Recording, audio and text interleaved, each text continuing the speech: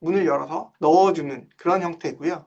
그다음에 리셉터 미디에이티드 트랜스사이토시스라고 하는 네 번째에 있는 요 단어를 잘 기억을 해 주십시오. 이게 이제 우리가 아주 뒤에 그 바이오 약품 항체나 아니면 우리가 요즘에 말하는 앞에 이제 어떤 그 펩타이드를 달아서 집어넣는 그런 것들이 다 링커를 다는 게 다 요 원리를 이용합니다. 대부분. 이 원리나 아니면 요거 3번, 4번인데 이제 항체는 대부분 이것들을 이용하는 경우가 많습니다. 그래서 4번에 있는 리셉터 미디에이티드 트랜스사이토시스라고 하는 단어를 잘 기억해 놓으시면 좋겠습니다.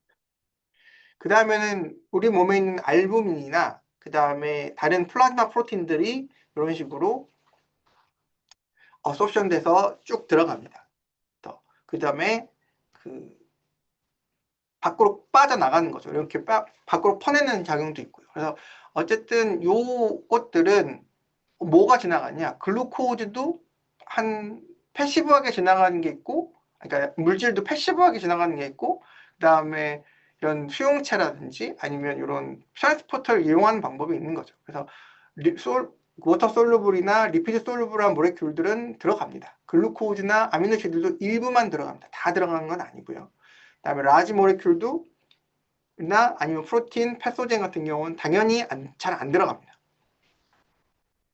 그래서 특별한 것만 들어간다고 생각하시면 되고요. 특히나 이런 패소젠, 그러니까 뭐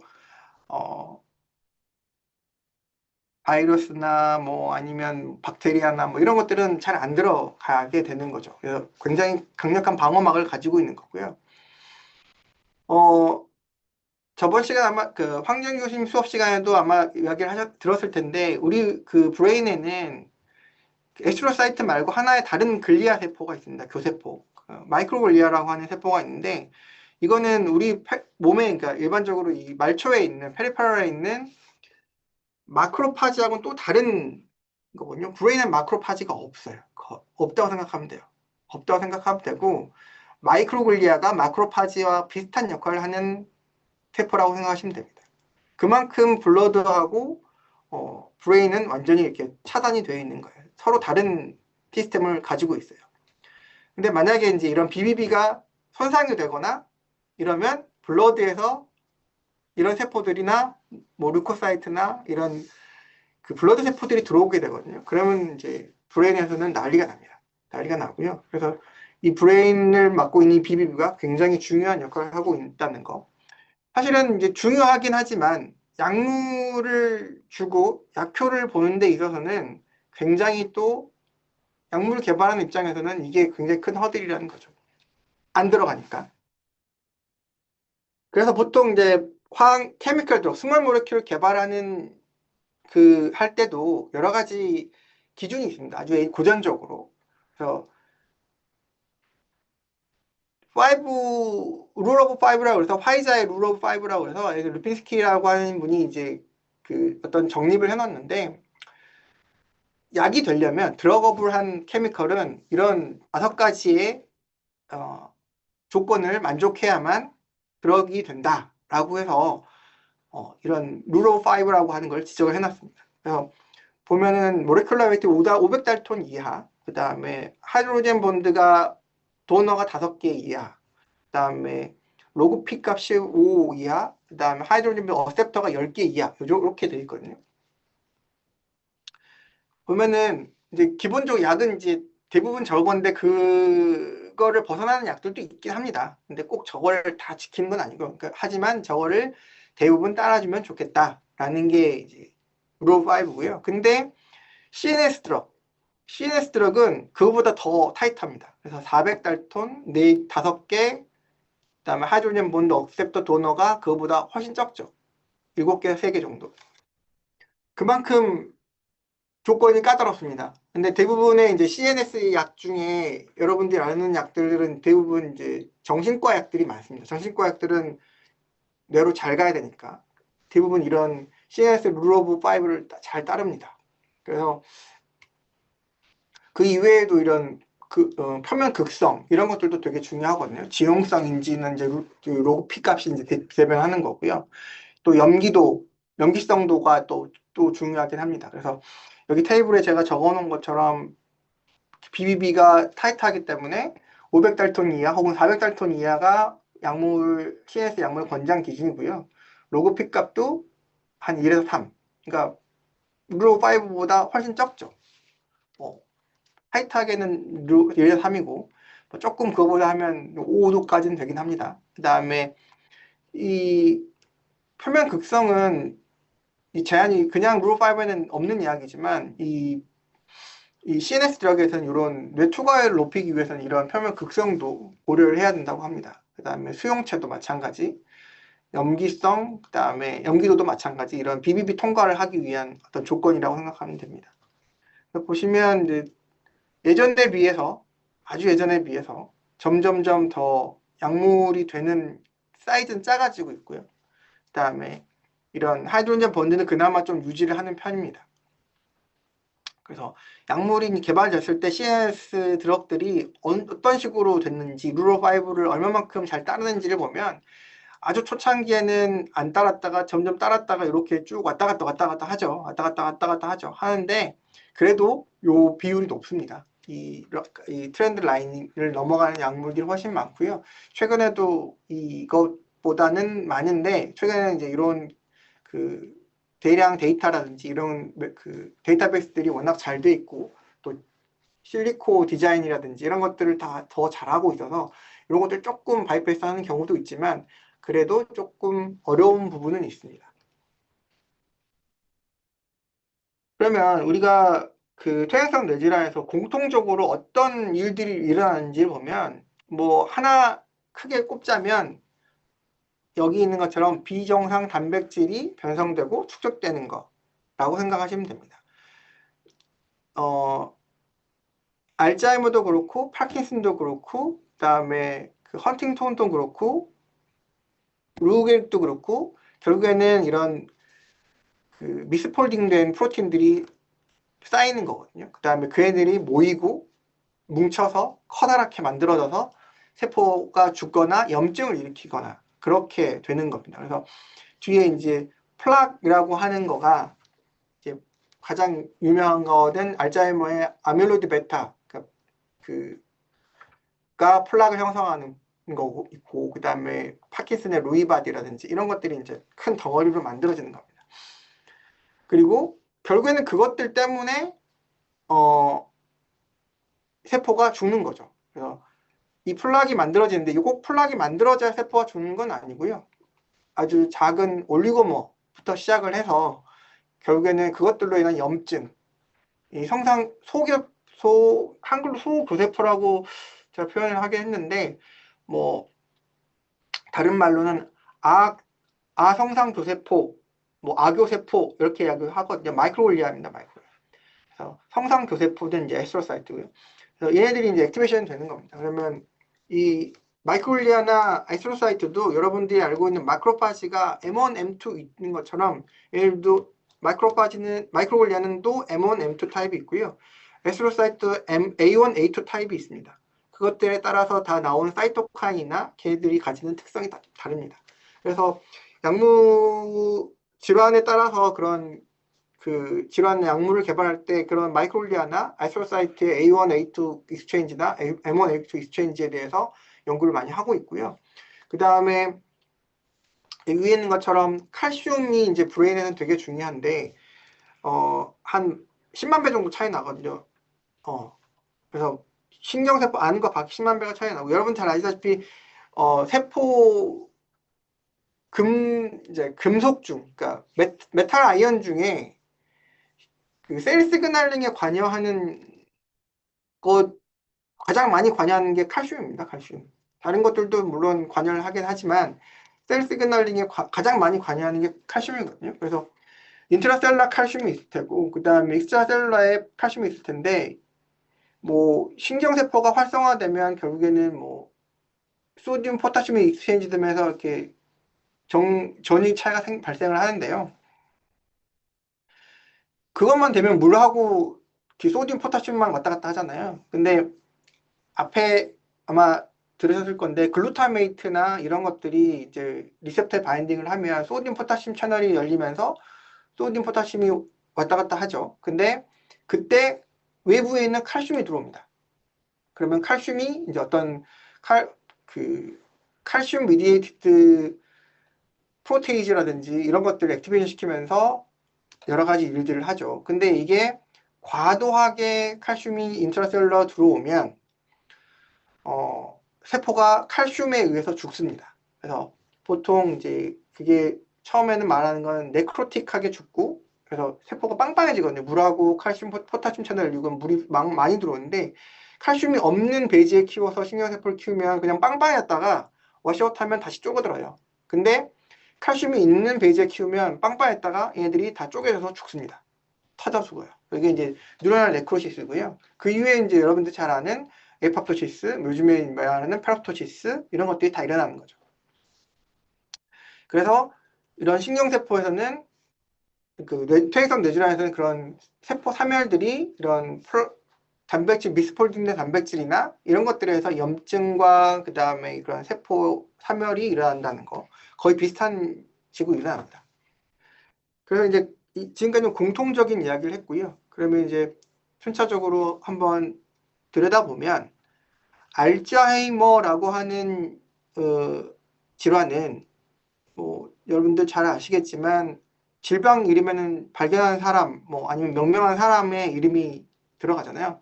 알츠하이머라고 하는 의사가 있었고 그 알츠하이머라는 의사가 진료했던 어거스트 D라고 하는 환자가 있었습니다.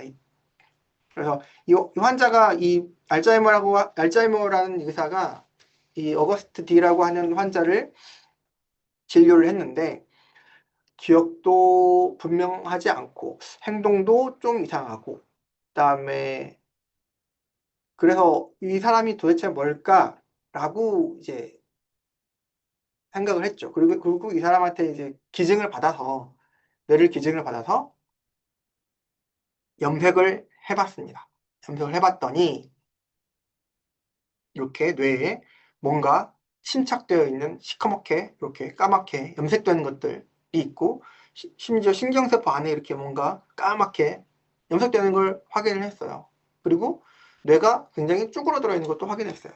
그래서 이게 이런 질환이구나, 뇌에 이런 일이 일어나는구나 알았고 나중에 이제 한 2010년도쯤에 알츠하이머 디지즈라고 명명을 해서 이제 책에 실리게 된 거죠. 실제로 이 뇌 사진을 보면 이게 정상인의 뇌고요. 이게 알츠하이머 환자의 뇌입니다. 보시면 뇌는 되게 주름이 많잖아요. 이렇게 그 면표 면적을 넓히기 위해서. 그런데 그렇기 때문에 이렇게 주름이 많고 골이 길습니다. 빽빽하게 차 있는데 알츠하이머 환자의 뇌를 보면 아트로피, 그러니까 뇌가 쪼그라들어 있어요. 그 말은 세포가 죽어서 부피를 적게 차지하는 거죠.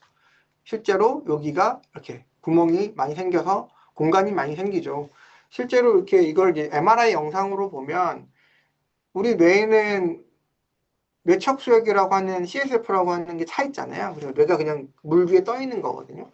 그래서 뇌척수 안에 떠 있는데 뇌척수액이 차지하고 있는 그 부분이 이제 까맣게 보이거든요. 근데 이렇게 줄어들면 여기에도 뇌척수액이 찰 거고 여기에도 뇌척수액이 찰 겁니다. 물론 이제 뇌척수액이 원래 차 있는 여기 이제 반구니까 뇌실이라고 하는 곳이 있습니다. 뇌실에 이제 차 있을 텐데 보면은 이게 뇌실인데요.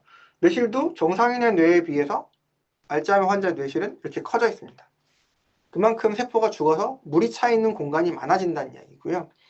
그래서 엄청 줄어들어 있고 까만 게 많은 거죠. 그리고 여기는 뭐냐면 히포케파스, 해마라고 하는 부위입니다. 해마라고 하는 부위가 이렇게 있는데 여기가 쪼그라들어서 조그맣게 보이죠. 그래서 우리가 해마는 기억을 하고 저장하는 곳인데 그 부분이 다 쪼그라들어 있는 겁니다. 그래서 해마가 이제 살이 빠진 거죠. 쉽게 얘기하면. 그래서 이렇게 이제 뇌가 쭈그러들고 결국에는 세포가 죽었다는 이야기입니다. 그래서 실제로 앞에 이제 알츠하이머 박사가 그 염색했던 것처럼 이제 이런 뇌들을 염색을 해보면 베타아밀로이드 플락이라고 해서 이렇게 신경세포가 있고 그 바깥에 이렇게 마치 꽃처럼 염색이 되는 것을 볼 수가 있고요. 실제로 이렇게 주변에 이렇게 이건 이제 같은 건데 다른 그 시약으로 염색을 한 겁니다. 그래서 요 주변에 이렇게 있고요. 그다음에 하나는 뉴로피블라리 탱글이라고 그래서 이거는 이제 신경세포 안에 이 필라멘트를 구성하는 단백질이 이제 타우 프로틴인데 그 타우 프로틴들이 이렇게 굉장히 실타래처럼 꼬여서 축적이 돼서 세포 안에 이렇게 있는 겁니다. 정상 세포는 이렇게 까맣게 염색되면 안 되겠죠. 왜냐하면 그 안에 세포가 뭔가 활동을 해야 되는데 마치 안에 소음 뭉치가 막 있는 것처럼 있는 거거든요. 그래서 세포가 죽는 겁니다. 아무것도 못하고. 이런 피블라리 탱글이 생기고 이렇게 아밀로이드 베타 플락이 생기는 것이 알츠하이머 질환의 디지즈의 특징입니다. 근데 이게 원인인지 아니면 결과인지에 대해서는 아직까지도 잘 모릅니다. 그래서 왜냐하면 사후 조직을 얻어서 보는 거기 때문에 이게 어떤 다른 이유에 의해서 이렇게 돼서 결과적으로 이렇게 되는 건지 얘 때문에 그렇게 되는 건지는 사실은 아직까지도 의견이 분분하긴 하지만 그래도 얘네들이 뭔가 알츠하이머 디지즈를 의 그런 페노타입을 나타내는 가장 확실한 피노타입을 나타내는 그런 마커라고 생각하시면 될 겁니다. 그러면 그래서 이제 제목처럼 가설입니다. 가설. 왜냐하면 얘네들이 있어서 그런 건지 아니면 얘네들 뭐 결국에는 이게 생겨나는 게 원인인지는 잘 모르니까요. 아직까지는. 그런데 이게 어떻게 생기는지는 일부는 알고 있습니다. 그래서 보면은 이 A베타를 형성하는데 필요한 것은 전구체가 있겠죠. 전구체는 아밀로이드 프리커서 프로틴이라고 해서 APP라고 합니다. 그래서 APP라고 요 멀쩡하게 생긴 이게 이제 APP인데요. 이 단백질이 이제 그 신경세포 멤브레인에 이렇게 박혀 있는 세포입니다. 트랜스 멤브레인을 가지고 있는 도메인을 가지고 있는 그런 단백질이고요. 그런데 이게 이제 넌 아밀로이드도제닉이 있고 아밀로데제닉이 있잖아요. 그래서 말 그대로 얘네들 자르는 효소가 엔자임이 크게 세 가지가 있습니다. 베타, 감마, 알파, 베타, 감마. 그래서 그것들의 후보면 이거는 아담, 그다음에 베이스, 프로시널린 명확하게 그러니까 알파, 베타, 감마 세크레테이지를 역할을 하는 단백질이 딱 하나가 아니에요. 여러 가지가 있는 거예요. 펑션을 다 가지고 있어요, 애들이. 이 단백질을 자를 수 있는. 근데 그 사이트가 정해져 있습니다. 그래서 알파 시크리테이지가 자르는 부분은 이 세포의 바깥쪽 면, 그래서 APP의 바깥쪽 요 사이트를 자르고요.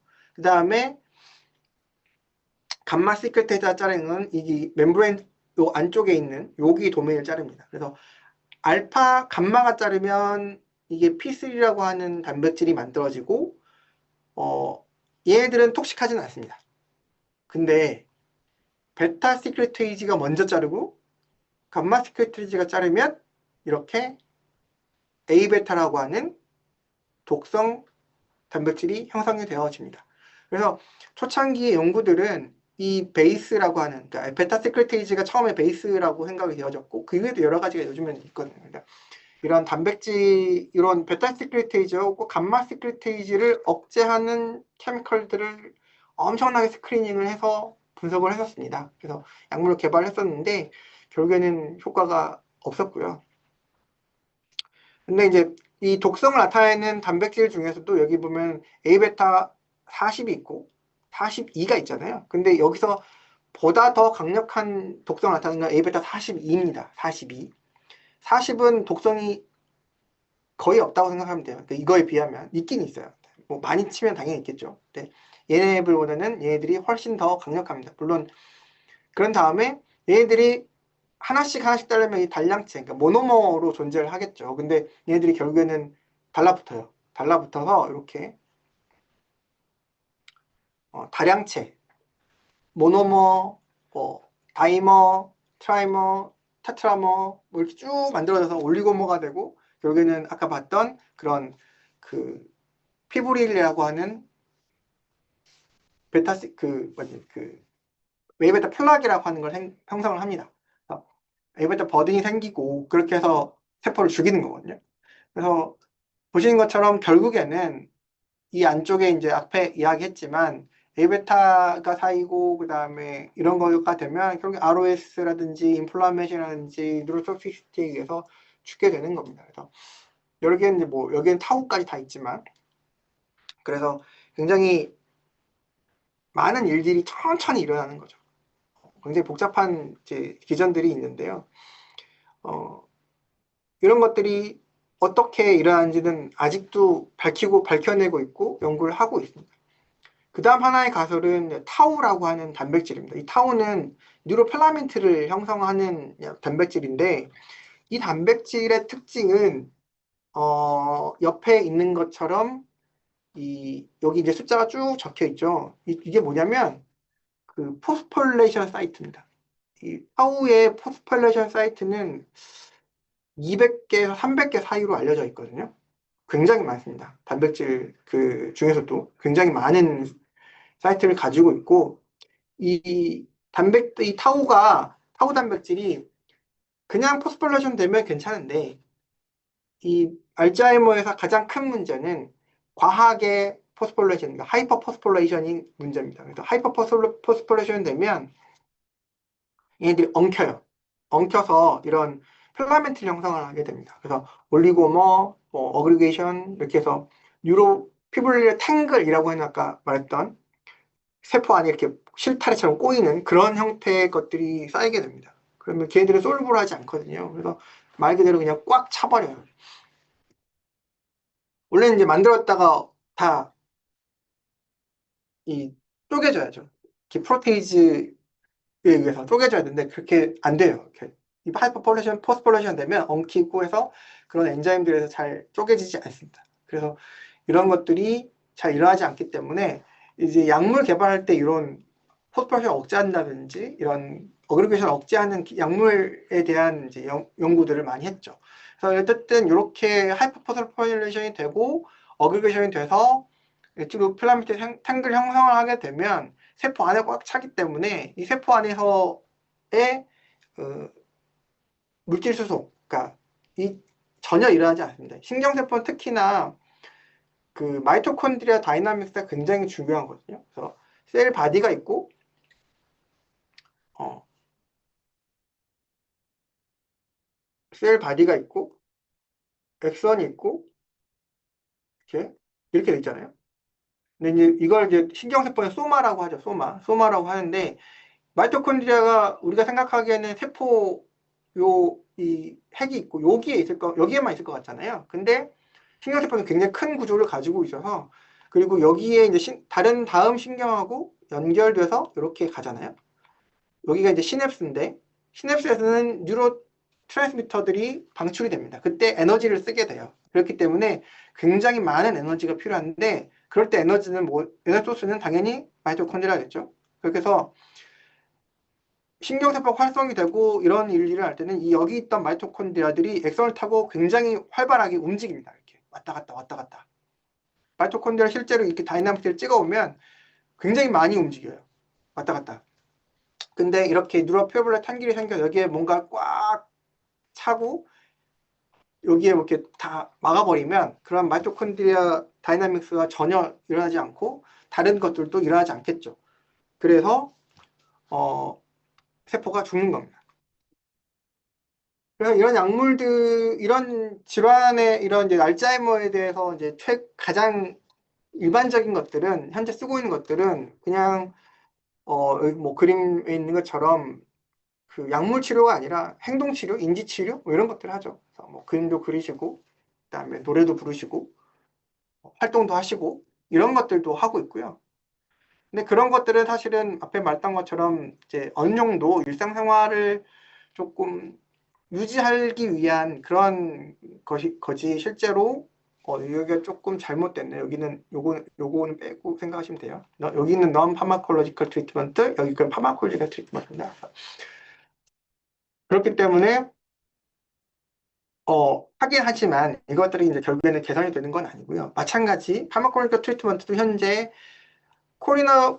아시콜린 에스터레이지 이니비터라고 해서 도네페질이라든지 이런 약물들을 쓰고 있는데 앞에 말했던 것처럼 이런 것들이 어, 실제로는 질병의 진행을 억제하지는 못합니다. 이제 왜 이런 약물들을 쓰냐라고 설명을 드리면 우리가 뇌 중에서도 여러 뇌 부위에서 중에서도 이런 대뇌 피질 그다음에 그리고 해마 이런 부위에는 이제 이런 신경세포 중에 아세틸콜린을 분비하는 세포들이 신경세포들이 있습니다. 근데 알츠하이머, 그러니까 치매가 발병을 하면 이런 세포들 중에 이런 콜리너징주라 아세틸콜린을 분비하는 세포들이 죽게 됩니다. 죽게 되면 어떤 일이 날까요? 신경 전달 물질은 아세틸콜린 분비가 안 돼요. 줄어들겠죠? 그것 때문에 문제가 생기죠. 근데 이런 뉴로트랜스미터들은 신경세포에서 분비가 됐다가 막 분비가 됐다가 다음 시냅스가 이렇게 있을 테니까 확대를 하면 이렇게 있으면 여기 분비가 됐다가 여기 계속 남아있지 않고 다시 업테이크 되거나 혹은 뭐 여기는 에스트로사이트에 업테이크 되거나 혹은 여기를 이 신경 전달 물질 분해하는 효소인 이런 에스트로이즈나 아니면 그런 것들이 분해가 됩니다. 그래야 신경 전달이 계속 가지 않고 멈추겠죠. 근데 그런 기전을 가지고 있는데 아세틸콜린을 분비하는 세포가 여기서 많이 죽었어요. 이 다음 신호에 오는 이 포스트 시냅스에 있는 신경세포는 하나의 신경세포만 받지 않고 여러 군데서 이렇게 신호를 받을 거란 말이죠. 근데 한 10개에서 받는다고 치면 그 중에 5개가 죽으면 여기 이 세포가 받는 신경 신호는 줄어들겠죠. 그만큼. 그렇기 때문에 받았다가 없어진 거를 조금 억제하기 위해서 이런 아세틸콜린 분해한 억제 효소를 억제하는 조금 더 이 시냅스에 머물게 해서 신호를 조금 더 계속 나오게 하는 그런 약물을 쓰는 겁니다. 근데 이제 여기 보시는 것처럼 경증이나 중증 치매에 쓴다고 되어 있는데 그렇긴 합니다. 중증이 있고 아주 고중증 이게 마일드, 모델트, 시비어로 나누는데 스테이지를 크게는 그래서 아주 초기부터 쓰기 시작하는 게 좋고요. 이 약물들은. 그래서 그래야 이제 일상생활이 되니까요. 점점 줄어들더라도. 그래서 이런 약물들을 쓰고 있고 그 다음에 여기 이제 메멘틴이라고 하는 약물은 글루타메이트 리셉터를 액티베이션 시키는 기량제라고 하죠. 그래서 아고니스트를 씁니다. 말멘틴 아까 NMD 리셉터 아고니스트라고 하는 미멘틴이라고 하는 약이 있는데요. 이 상품명은 에빅사하고요. 이 약물은 글루타메이트 이제 아까 앞에 말했지만 에스트로콜린을 분비한 신경세포가 죽게 되고 그 다음에 이제 또 죽게 되는 게 글루타메이트를 분비하는 신경세포가 죽어요. 또 뭐 다른 것들 다 죽지만 그런 것들이 굉장히 중요하고 많이 있거든요. 근데 초창기에보다는 이제 말기에 되면은 아예 이제 그런 것들도 죽게 됩니다. 그러면 정말 아무것도 못하고 누워 있어야 되는데 글루타메이트 신호도 마찬가지. 줄어들죠. 줄어드는데 글루타메이트 약물은 이제 다른 질환에도 굉장히 많이 개발을 하고 있다 다 실패하긴 했어요. 근데 어쨌든 글루타메이트 신호가 약하니까 글루타메이트 리셉터에 바인딩해서 글루타메이트 신호를 주는 약물을 쓰는 겁니다. 그래서 아주 중증에 많이 쓰거든요. 아주 중증에. 그래서 마일드, 모더레이트, 시비어에 있는 마일드, 모더레이트일 때는 이런 도네페질이라고 하는 아리세프트라고 하는 약을 주로 많이 쓰고요. 중증에서 말기, 그러니까 시비어라고 가게 되면 이제 이런 메멘틴이라고 하는 약을 같이 쓰게 됩니다. 그 이외에는 이런 NSAID라든지 아니면 호르몬 같은 에스트로겐 같은 호르몬, 바이타민을 쓰기도 하는데요. 뭐 이거는 이제 은행나무 잎 추출물이죠. 음. 그런 것들도 쓰긴 합니다. 그 다음에 뭐 이게 신경세포도 죽고 이런 것들에 의해서 어, 우울증도 생기고 그 다음에 이런 사이코틱 디지즈도 생기거든요. 그래서 같이 대부분 쓰게 되고 우울증이 생기는 이유는 본인이 정신이 어느 정도 멀쩡하신데 활동을 못하거나 이렇기 때문에 우울증이 생깁니다. 그래서 우울증 같은 약도 같이 처방을 해서 처방을 하기도 합니다. 그래서 이런 약물들은 이제 말 그대로 증상을 개선해주는 약물들이고요. 여기 이제 바이타민을 쓰기도 했는데 예전에 아주 초창기에 이제 바이타민 항산화제니까 항상 이제 써보면 어떨까 해서 많이 처음에 개발을 할 때 많이 시도를 했었습니다. 근데 말 그대로 아까 앞에 말했던 BBB 때문에 브레인으로 거의 가지 않아요. 0.001%도 안 가요. 우리가 열심히 비타민 먹잖아요. 뇌로는 안 갑니다. 거의 안 간다고 생각하시면 돼요. 그래서 연구들에서 파킨슨이랑 그다음에 알츠하이머 연구에서 이런 바이타민이나 바이타민 C, 바이타민을 가지고 했던 굉장히 대규모 클리니컬 트라이얼이 아주 오래전에 있었고요. 그런 클리니컬 트라이얼에서 뇌척수액도 뽑아보고 뭐 나중에 조직도 갈아보고 했는데 거의 없어요. 브레인에 거의 없어서 뇌로는 거의 안 간다라고 생각하시면 돼서 이거는 이제 거의 쓰지 않고 그냥 전반적인 보조제 정도로 생각하시면 될 것 같아요. 그래서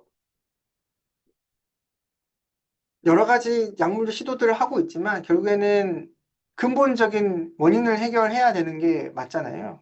그래서 앞에 거는 최근 이제 증상 개선을 해서 이제 먹는 약들이지만 그 개발 역사를 보면 앞에 살짝 이야기했죠. 이 A베타를 만드는 엔자임들을 이니비션하는 연구들을 굉장히 많이 했어요. 그래서 특히나 이 베타 세크레테이즈, 베이스라고 하는 베이스온 이니비터, 그 다음에 GSK3베타 뭐 이런 약물들에 관련된 약물들 개발을 많이 했었거든요. 화이자, 머크, 뭐 대규모 큰 빅파마들이 굉장히 많이 했었습니다. 근데 다 페일했습니다. 다 페일했고요. 그래서 그 뒤로 이제 생각해야 되는 게 어떤 거냐. 결국에는 앞에 설명했던 원인이라고 생각되어지는, 물론 원인인지 결과인지 모르겠지만 어쨌든 원인이라고 생각되어지는 이런 A베타 혹은 타우 이런 애들을 어떻게 하면 좀 없앨까? 그다음에 어떻게 하면 줄일까? 라고 하는 것들을 이제 생각하게 되는 거죠. 처음에는 만들지 않게끔 하려고 했는데 이미 이게 만들지 않게 하는 건 좀 어렵다. 그러면 있는 거라도 없애보자. 아니면 더 쌓인 거라도 좀 줄여보자. 라고 하는 취지로 접근을 하는 거죠. 약간 패러다임이 바뀐 거예요.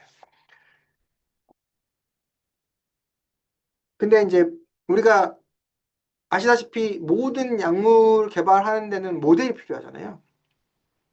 모델이 필요한데 알츠하이머 알츠하이머 디지는 유전 질환일까요? 아니면 후천성 질환일까요? 후천자 질환이라고 생각하시는 게 더 좋을 수도 있어요. 마음심적으로는. 왜냐하면 물론 이제 그 패밀리얼 히스토리도 있습니다. 있는데 여기 보시는 것처럼 패밀리얼 FAD라고 해서 그 AD라고 해서 FAD가 있고 스포라딕 AD라고 해서 SAD가 있는데 거의 대부분이 스포라딕입니다.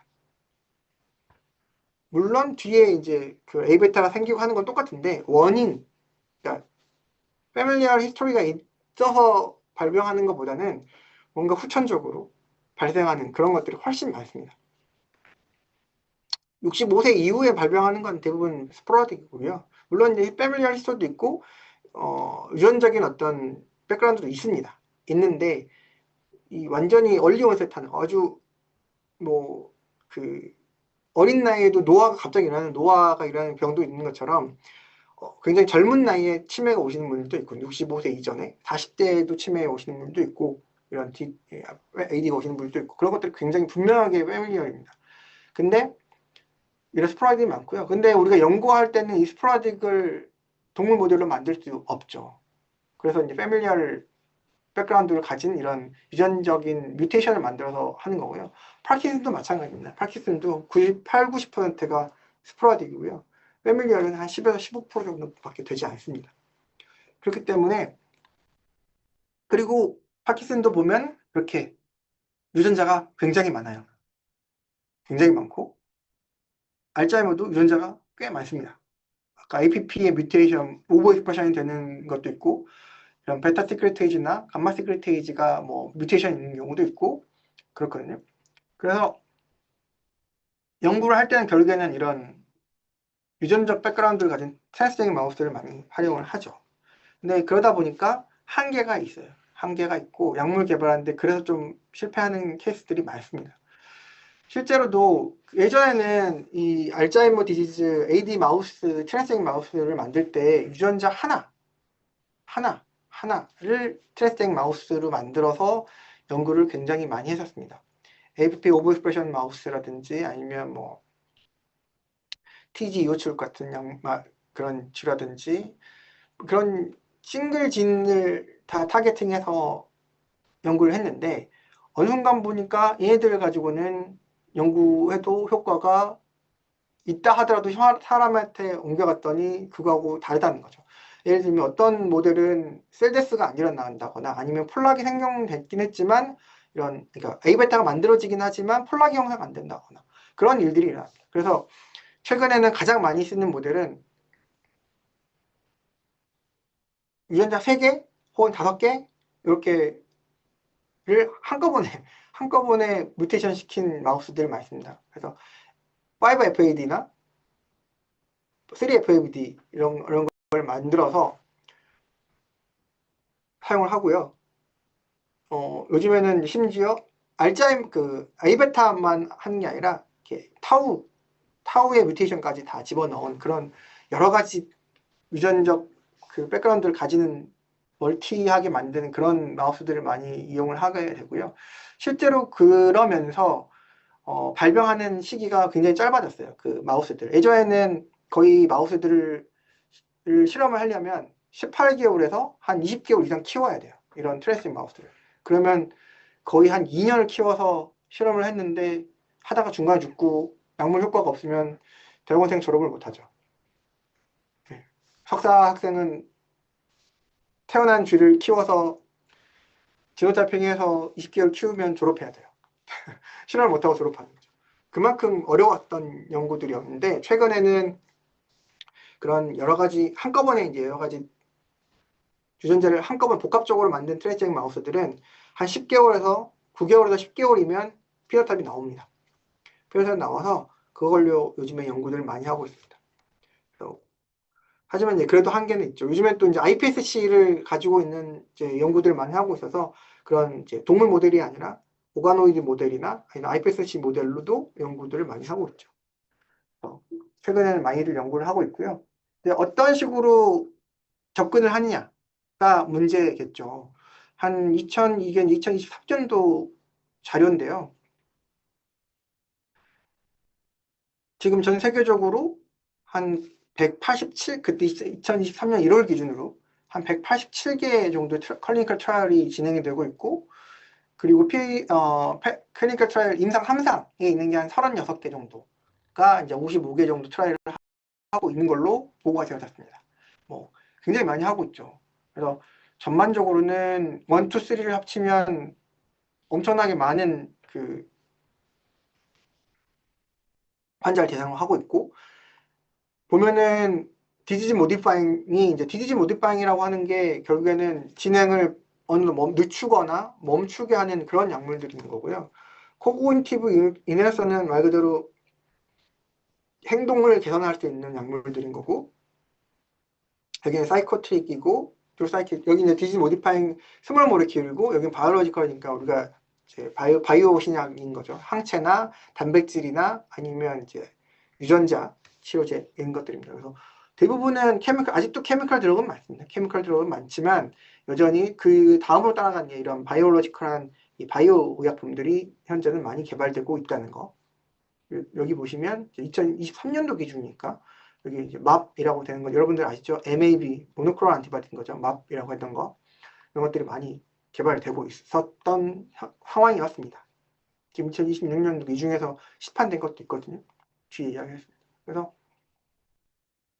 뭐 타겟팅 하는 것들이 굉장히 많이 있는 거고요. 여기는 이제 간단히 넘어가고 그래서 앞에 이제 간략하게 설명을 했지만 어떤 타겟을 하는 게 중요하냐라고 보면 이런 시크테이지들을 억제하는 거 베타, 감마, 알파 시크테이지를 억제하는 것들이 이제 이렇게 진행이 되어졌었고요. 그 다음에 아까 A베타 생겨도 그냥 싱글로 있으면 독성이 약합니다. 근데 이제 이게 어그리션 되고 올리고머가 되고 테트라머가 되고 이렇게 해서 피블 이런 걸 형성을 하게 되면 굉장히 독성이 높아지는데 이런 거에 코어에는 이제 메탈 아이언들이 들어가게 되거든요. 그래서 이 메탈 킬레이터들을 개발하는 경우도 있었습니다. 그래서 보면 여기는 뭐 이렇게 했다가 함상이 실패하고, 그 다음에 이런 유전적인 백그라운드를 가지고 있는 환자들한 대상으로 현재는 이런 약물들이 예, 개발이 되고 있다는 거, 함상이 되고 있다는 거 아시면 될 것 같아요. 그 다음에 이제 중요한 게 요즘 이제 트렌드인 거죠. 이런 항체 혹은 면역, 이뮤노테라피가 이쪽에서도 굉장히 각광을 받고 있습니다. 그래서 여러분 아시는 것처럼 이 면역 치료에는 액티브 면역 그 이뮨과 그 패시브 면역이 있는데요. 액티브 면역은 말 그대로 백신이라고 생각하시면 돼요. 그래서 백신 개념으로 접근하는 팀들이 있습니다. 그래서 이렇게 액티브 이뮨, 백신으로 실제로 이런 에이베라에 대한 백신을 개발을 하는 연구들이 꽤 많이 하고 있어요. 그래서 한 번 맞으면 이제 안 걸리는 거죠. 백신처럼. 정말 이렇게 되면 굉장히 좋겠죠. 보면 이제 요 AN1792라고 하는 약물이 그 백신이 처음으로 시도됐던 약물이고요. 풀랭스 타겟을 한 약물입니다. 에이베라 42를. 근데 여기 보는 것처럼 뇌수막염이 발생하는 보고가 있어서 중단이 됐고요. 플라크 감소는 됐지만 이 플라크가 감소한다고 해서 인지 기능이 개선되지는 않습니다. 그러니까 이미 형성된 거가 줄어들었다고 해서 이미 망가진 신경세포가 복구가 되지 않기 때문에 인지 개선 능력이 효과가 없었다고 생각이 되어지는 겁니다. 여기서 중요한 포인트는 뭐냐면 결국에는 어떤 환자를 대상으로 하느냐, 그러니까 아주 초창기에 하느냐, 중간에 하느냐, 말기에 하느냐 치료를 그거에 따라서 효과를 얼마만큼 볼 수 있느냐가 관건이라는 거죠. 치료 시기. 그래서 테라피틱 타임 윈도우가 굉장히 중요한 부분인 겁니다. 그리고 요거는 이제 AB100폴이라고 해서 요거는 지금 현재 제가 알기로 이상 아직도 하고 있는 걸로 알고 있거든요. 그래서 이 C텀을 타겟을 하고 있고요. 그래서 요 C터미널 쪽을 타겟을 하고 있는 대부분 이제 N텀 쪽을 타겟을 했는데 유행을 C텀을 하면서 조금 더 안정성이나 이런 타겟팅을 많이 하고 있습니다. 그래서 타겟팅 잘 된다라고 이야기를 하고 있어서 이런 것들이 이제 진행이 되고 있는 걸로 알고 있습니다. 이런 것들이 잘 되면 사실은 제일 좋겠지만 아직은 조금 더 연구를 많이 해야 되는 걸로 하고 있고요. 그 다음에 이게 이제 가장 최근에 큰 이슈가 있었던 약물이고요. 패시브 그 이뮨 테라피죠. 그러니까 말 그대로 항체 신약, 단일 클론 항체, 그 MAB, 그 MAP이라고 하는 뒤에 이름에 MAP이 붙으면 단일 클론 항체니까요. 그런 것들이 이제 약물들을 많이 개발하고 있고 이게 이제 사실은 캔서에서 많이 시작을 했었죠. 근데 그거와 마찬가지로 정확한 타겟이 있기 때문에 이런 모노클론 안티바디를 가지고 알츠하이머에 접근을 해보자라고 했었습니다. 기존 약물에 비해서 어떤 타겟팅을 하기 때문에 부작용도 사실은 적고 항염증을 일으키는 그 물질을 직접적으로 제거하기 때문에 그런 거는 이제 효과가 클 거라고 기대를 했고요. 하지만 이제 굉장히 비싸요. 항체를 한 번 맞아서 되는 건 아니잖아요. 앞에 이제 그런 액티브 이뮨처럼 백신처럼 하는 게 아니기 때문에 돈이 굉장히 비싸고요.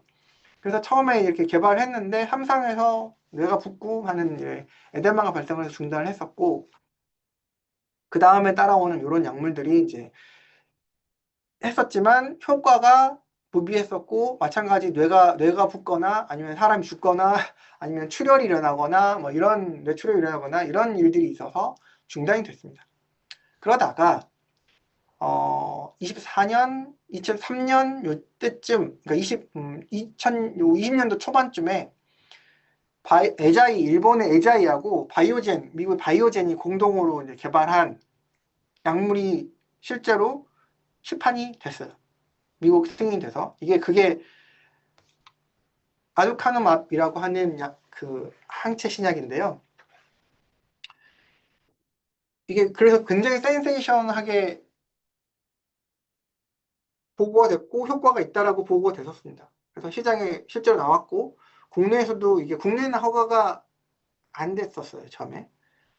그래서 이제 외국에서 약을 사다가 들고 오시는 분들도 있고 그런 분도 있었다고 알고 있습니다. 그래서 하지만 얘들이 결국에는 2024년도 초에 약물 개발 더 이상 시판하지 않겠다라고 하고 약물을 중단해 버렸어요. 그 이유는 중간에 이 뒤에 오는 이 리카네맙이라고 하는 약물을 또 개발을 하고 있었고, 이 약물이 앞에 말했던 그런 에데마가 있었던 부작용도 있었고, 아두카네맙이. 그리고 사람이 죽고 뭐 이런 일들이 좀 있었어요. 그래서 그때 뭐 바이오젠이 굉장히 많이 흔들렸죠. 주가가 팍 떨어지고 망하는 거 아니냐 뭐 이런 말도 있었는데, 결국에는 레켐비라고 하는 이 레카네맙을 또 개발을 하면서 살아나긴 했습니다. 그래서 어쨌든 레카네맙은 이 앞에 말했던 그런 이 아두카네맙의 부작용을 획기적으로 많이 줄였다고 해요. 한 30% 정도? 20, 30% 정도 줄인 걸로 알고 있고요. 뒤에 이제 나오긴 합니다만. 그래서 현재는 이제 그게 미국에서 승인을 받았고, 국내에서도 2024년 5월에 승인을 받아서 국내 처방이 되고 있는 약물입니다. 그래서 이게 마찬가지로 이 A베타를 제거해주는 그런 역할을 하는 거고요. 기존에 앞에 말했던 것도 여러 번 맞아야 되는데 그 여러 번 맞는 빈도가 좀 줄었어요. 그래서 여기 보는 것처럼 투여 간격을 늘리는 유지요법.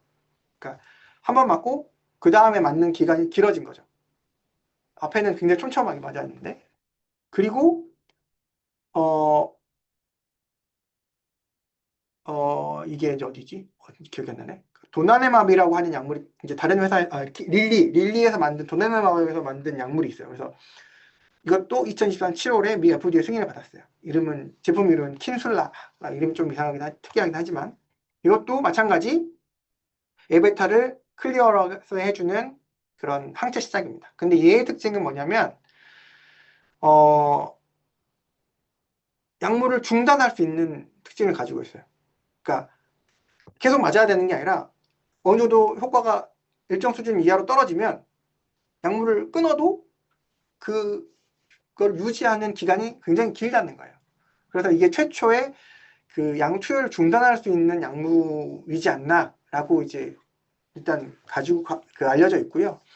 그래서 그런 이제 중단하고 했다가 뭐 뒤에 조금 생기면 다시 맞고 이런 그런 이제 임상에서의 쓸 수 있는 그런 프로토콜을 최초로 개발한 약물이라고 생각하시면 될 것 같습니다. 그 다음에 이제 후속으로 요런 이제 약물들이 이제 로슈에서 만들고 있는데요. 간테네루마압이라고 해서 요거는 이제 BBB를 투과할 수 있는 약물들을 개발하고 더 잘 투과할 수 있는 약물들을 개발하고 있고요. 앞에 이 아두카누맙이나 레카네맙이나 이런 약물들은 사실 BBB 투과율이 그렇게 좋지 않았어요. 처음에 아두카누맙은 정말. 그래서 이게 뇌로 들어가는 거야? 라고 했었거든요. 근데 안 들어가도 된다라고 하는 게 이제 처음에는 이야기가 있었던 게, 알츠하이머가 오면 BBB가 깨지거든요. 이게 느슨해져서 그 안으로 들어가서 얘네들을 끌고 나온다라고 생각을 했던 겁니다. 그래서 어느 정도는 했는데, 앞에 잠깐 제가 언급했지만 타임 윈도우가 되게 중요하거든요. 처음에는 얘네들이 그 아두카누맙이 실패를 했다라고 생각이 되어졌었어요. 왜냐면 효과가 없었거든요. 효과가 있다고 했다가 효과가 없는 것 같아. 이상해서 없는 것 같아. 이런 이야기도 있었어요. 그 이유는 환자군이 너무 중증이었어요. 환자군이. 그러다 보니까 앞에 다른 약들과 마찬가지 인지 개선 효과가 없는 거예요. 너무 없어. 약은 분명히 A베타는 줄었는데 인지 기능 효과가 없는 거죠. 그래서 전략을 바꾼 게 조금 더 초기, 아주 경증 혹은 인지기능 장애, 경도 인지기능 장애라고 해서 마일드 코그니티브 임페어먼트라고 MCI라고 하는 단계에 있거든요. 그러니까 치매 전 단계. 그때부터 치료를 하면 이 환자들의, 왜냐면 MCI 경도 인지기능 장애에도 A베타는 있거든요.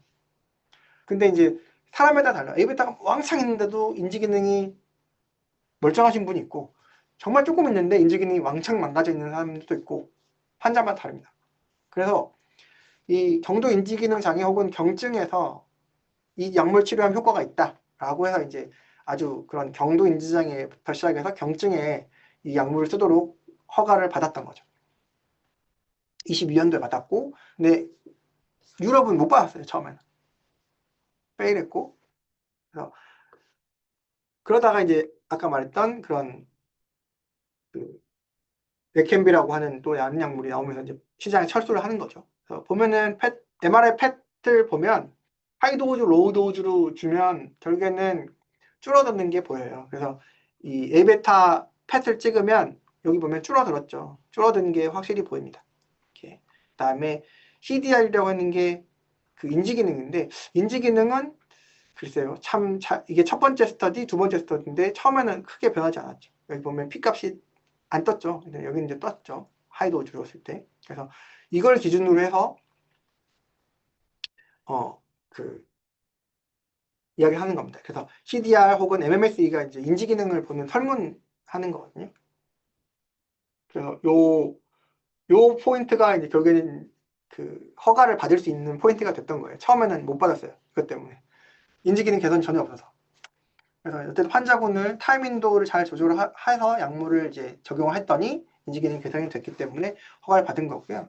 그 다음에 레캔비라고 하는 레카네맙을 이제 개발을 했죠. 이 부분은 이제 뇌부종이라든지 미세출혈, 그러니까 그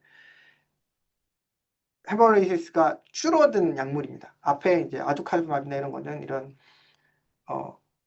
아밀로이드 릴레이티드 이미징 에브노멀리티라고 해서 나타나는 게 E가 있고 H가 있는데 E가 부종, 에데마, 헤모라시스가 있는데 요 항체 신약들의 단점이 이거예요. 요 두 가지. 요 두 가지가 일어나거든요. 그렇기 때문에 이것들을 줄일 수 있으면 굉장히 좋습니다. 근데 보면은 CDR 여기 CDR이죠. 27% 정도의 이게 그 아두카주맘이나 다른 거에 비해서 한 27% 정도의 그 인지 개선 효과가 있었고 여기에서도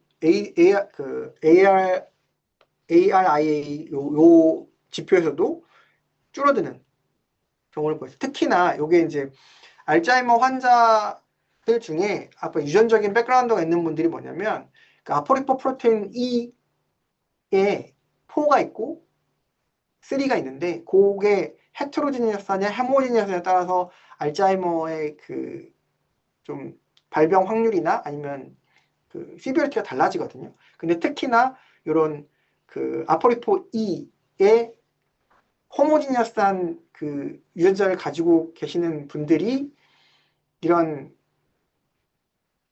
에데마나 헤머라이스가 많았다고 보고가 되어져 있거든요. 근데 이런 유전자를 가지고 있는 분들도 좀 줄어들었다. 그렇지만 여전히 그런 MRI 검사 필수로 이렇게 임상 프로토콜에 껴 있습니다. 그래서 전반적으로 미국이나 우리나라, 유럽에서도 지금 승인돼서 판매되고 있는 약입니다. 그래서 굉장히 획기적인 약이라고 생각이 되어지고요. 그 다음이 이제 도나네맙이라고 해서 릴리에서 만든 약이고 이것도 이제 승인을 받아서 하고 있고요. 얘네들 보시면 실제로 이렇게 아까 말했던 것처럼 중단할 수 있는 약이라는 거죠. 중단. 그래서 플라시보는 계속 이렇게 펫 CT를 찍어보면 그러니까 아밀로이드 펫이거든요. 아밀로이드를 볼 수 있는 펫인데 아밀로이드 펫 찍으면 이렇게 펫 CT에서 이렇게 펫에서 볼 수 있습니다. 아밀로이드를. 근데 이 약물 쓰면 실제로 확연히 줄어들고 그다음에 중단을 해도 유지가 된다는 거가 굉장히 큰 장점이고 앞에 레캔비에 비가 27%그 인지기능 저하를 늦추는 효과가 있었다면 얘는 한 35% 정도 되는 걸로 알려져 있습니다. 보시면은 이렇게 타깃이 좀 달라요. 그래서 아두카르마브는 이렇게 조금 더 이 얼리 초기에 아주 초기에 이 피부리 어그리게이션 생기는 올리고모이지만 이 레캔비는 프로토피브릴 쪽에서부터 시작을 하는 거고요. 타겟을 하는 거고 도네마법은 요 뒤에 이미 성숙된 플라크를 타겟하기 때문에 조금 그 타겟이 다릅니다. 그래서 타겟은 다르지만 결국에는 효과는 유사하다. 결국에는 그러면서 인지기능 개선 효과가 있다. 인지기능 개선 효과가 있으려면 말 그대로 경도 인지기능 장애에서부터 시작해서 아주 경증에서부터 치료를 해야 되는 게 이제 지금 현재는 정설이고요. 예전에 다 그 케미컬 쪽도 그렇지만 초기보다는 막 경증에 경증보다는 모더레이트 시비어를 많이 봤거든요. 환자들. 그래서 효과가 없었을 수 있어요. 요즘에 다시 한다 그러면 효과가 있지 않을까라는 것도 들기도 합니다. 어쨌든 그래서 이제 이거는 여러분 보시면 알겠지만 AI로 요 두 개 비교해서 그림을 그려놓은 거고 투약식이나 이런 것들이 이제 비교가 잘 되어 있어서 핵심 요약을 보시면 될 것 같습니다. 여기 다 정맥 조사를 하고 얘는 먹는 약으로도 먹는 약이 아니지. 먹는 약? 경구로도 요즘에는 이 약이 아니구나. 다른 약이구나. 어쨌든 다른 형태, 그러니까 IV가 아닌 다른 형태로도 지금 좀 개발을 하고 있는 걸로 알고 있는데 어쨌든 얘네들이 치료 중단을 할 수 있고 그 다음에 이런 안정성이 확보가 되면서 실제로 환자들한테 많이 쓰고 있는 약물. 그 다음 이제 타우에 대한 건데요. 타우 타겟한 약물은 현재는 시판된 건 없고요. 개발을 하고 있죠. 그래서 앞에 잠깐 이야기했던 것처럼 포스폴레이션을 막을 거냐 아니면 그러니까 결국에는 카이네이즈를 막을 거냐 포스폴레이션 된 걸 떼내서 돌릴 거냐 그래서 포스파테이즈를 줄 거냐 라고 하는 거죠. 케미컬 드락은. 반대로 패시브 이뮨 쪽은 알츠하이머 그러니까 A베타와 마찬가지로 이런 포스폴레이션 사이트를 타겟팅해서 클리어런스 할 수 있는 그다음에 혹은 이런 액티브 이뮨으로 백신을 만들 수 있는 그런 연구들을 하고 있는 실패가 굉장히 많이 하고 있고요. 굉장히 많이 하고 있습니다. 이 임상 쪽은. 그 케미컬 쪽은. 여기도 아직 약이 없어요. 그 다음에 항체나 이런 것들은 지금 현재는 요 약물이 개발을 되고 있지만, 마찬가지 일상 척도 CDR 계산은 이제 좀 실패를 해서 추가 검증이 필요하고 아직까지는 개발 중에 있는 걸로 알고 있습니다. 차세대로는 이런 다른 약물들이 지금 특정 앞에 말했던 것처럼 타우에는 포스포레이션 사이트가 굉장히 많은데 그 중에 일부 어떤 사이트들을 타겟하는지에 따라서 약물들이 개발되고 있는 부분이고요. 말 그대로 또 백신 쪽도 개발을 하고 싶다. 아까 AD100포리처럼 AD101이라고 하는 약물이 이 백신을 개발을 하고 있는 부분이고요. 현재 임상이 들어가 있고 다른 약물도 리포좀 기반의 백신으로서 이제 ACI35라고 하는 요게 백신 쪽으로 해서 이상을 하고 있는 걸로 알려져 있습니다. 그리고 이제 항체 신약은 대부분 다 실패를 했고 중단된 상태여서 아직까지 여기는 조금 어렵습니다. 왜냐하면 타우는 사실은 앞에 말했던 것처럼 이 세포 안쪽에 있잖아요. 플락은 A베타 플락 바깥쪽에 있어요. 그래서 아무래도 접근성이 좋죠. 안티바 항체가. 근데 타우는 요 안쪽에 생겨 있어요. 세포 안에. 그렇기 때문에 아무래도 항체가 들어가서 얘네들을 타겟팅하는 게 쉽지는 않을 거라고 생각이 들고 가장 그게 허들이라고 생각이 들거든요. 물론 BBB를 통과하는 것도 허들이지만 이 세포 안으로 들어가서 왜냐면 세포 퍼메빌리라이제이션을 해야 되는데 이게 그게 또 쉽지는 않은 일이기 때문에 그것도 하나의 허들이 있습니다. 교수님 세포가 아니라 세포 핵인가요? 핵 안에 있는 건가요? 아니면 핵? 어떤 아, 타우가 타오가 네, 핵. 타우는 세포질 안을 포함해서 모든 곳에 다 있습니다. 세포 안쪽에. 음. 뉴로필라멘트이기 때문에 핵을 포함해서 다 있다고 생각하시면 됩니다. 네. 네. 그래서 엑소연도 쭉 아예 그냥 실타래가 말 그대로 소민형 생각하시면 됩니다. 그래서 세포 안쪽에 그냥 빡빡하게 소민형처럼 솜이 차 있는 거라고 생각하시면 됩니다. 네, 그래서 시간이 여기까지는 이제 질환에 대한 이야기를 좀 AD가 가장 많거든요. 그래서 가장 좀 시간이 많이 흘렀긴 했지만 AD 이야기를 많이 했고요. 그 다음 이제 파킨슨 디지즈입니다. 파킨슨 디지즈. 파킨슨 디지즈는 유명하신 분들이 있죠. 뭐 아실 수도 있고 모실 수도 있지만 뭐 무하마드 알리나 그다음에 마이클 제이 폭스 같은 그 영화 배우도 있고 그 이후에 굉장히 많이 외국인은 굉장히 많습니다. 우리나라도 요즘에 많은 걸로 알고 있는데요. 이 파킨슨 디지즈는 좀 특이하게 처음엔 뇌 전체가 아닙니다. 특정한 부위에 있는 신경세포들이 죽습니다. 이게 뇌 흑질이라고 하는 부위거든요. 중뇌에 있는 흑질이라고 하는 부위고 정상뇌에는 이렇게 여기 약간 까맣게 보이시죠? 여기 이제 멜라닌 색소들이 이제 침착이 되어서 보이는 건데요. 이렇게 여기에 이제 도파민성 신경세포들이, 그러니까 도파민을 분비하는 신경세포들이 몰려 있습니다. 근데 파킨슨 디지즈는 여기에 있는 도파민 신경세포들이 선택적으로 죽어서 없어지는 질환입니다. 이 도파민은 우리의 무브먼트를 관장하는 신경세포거든요. 특히나 특히 이 부위는. 그래서 파킨슨 환자들이 걷는 게 좀 이상하죠. 떨거나 제어가 안 되거나 걷는 게 이상하거나 그렇습니다. 갑자기 멈추거나. 그래서 보통 파킨슨 디지즈 환자들은 그런 현상들이 있는데요. 마찬가지 이것도 굉장히 오래된 질병이고요. 아주 고대에서부터 알고 있었지만 어떤 질환인지 몰랐죠. 이런 이제 명명법들을 했고 이게 1870년대 제임스 파킨슨이라고 하는 분이 이제 처음으로 그 심프텀을 명명을 했기 때문에 이것도 파킨슨스 디지즈인 거고요. 그 뒤로 쭉 해서 디벨롭이 돼서 어디 부위에 이제 한 1919년도에 서브스탄셜 나이그라 아까 그 흑질이라고 하는 곳에 도파민성 신경세포가 죽는다는 걸 알게 됐습니다. 그리고 얘는 빨리 약물이 개발이 되긴 했는데요. 1968년도에 이 엘도파라고 하는 약물이 처음 쓰이기 시작했어요. 이것도 마찬가지 도파민 뭐냐면 이름을 들어보시면 알겠지만 엘도파니까 도파민에 관련된 거겠죠. 그래서 도파민이 분비가 줄어드니까 도파민을 넣어준다고 생각하시면 돼요. 그래서 이건 도파민 전구체입니다. 전구체를 주면 전구체에 의해서 합성이 되기 때문에 도파민 의 부족을 메꿀 수 있는 그런 거고요. 그래서 실제로 보면은 이제 앞에 이제 그림이 있었지만 좀 더 자세한 그림으로 보면 이렇게 정상인은 껍질이 이렇게 생겼어요. 여기를 확대해서 본 거고요. 파킨슨 디지는 여기가 이제 서브샤나 나이아가라에 있는 도파민 신경세포가 죽습니다. 마찬가지 그 안에 있는 세포들이 죽어나가서 없어지는 거죠. 뭐 이게 컨트롤이고 모더레이터인데 이 신경세포들이 다 죽어나가서 없는 거고 여기는 루이바디라고 하는 것들이 세포 안에 침착이 됩니다.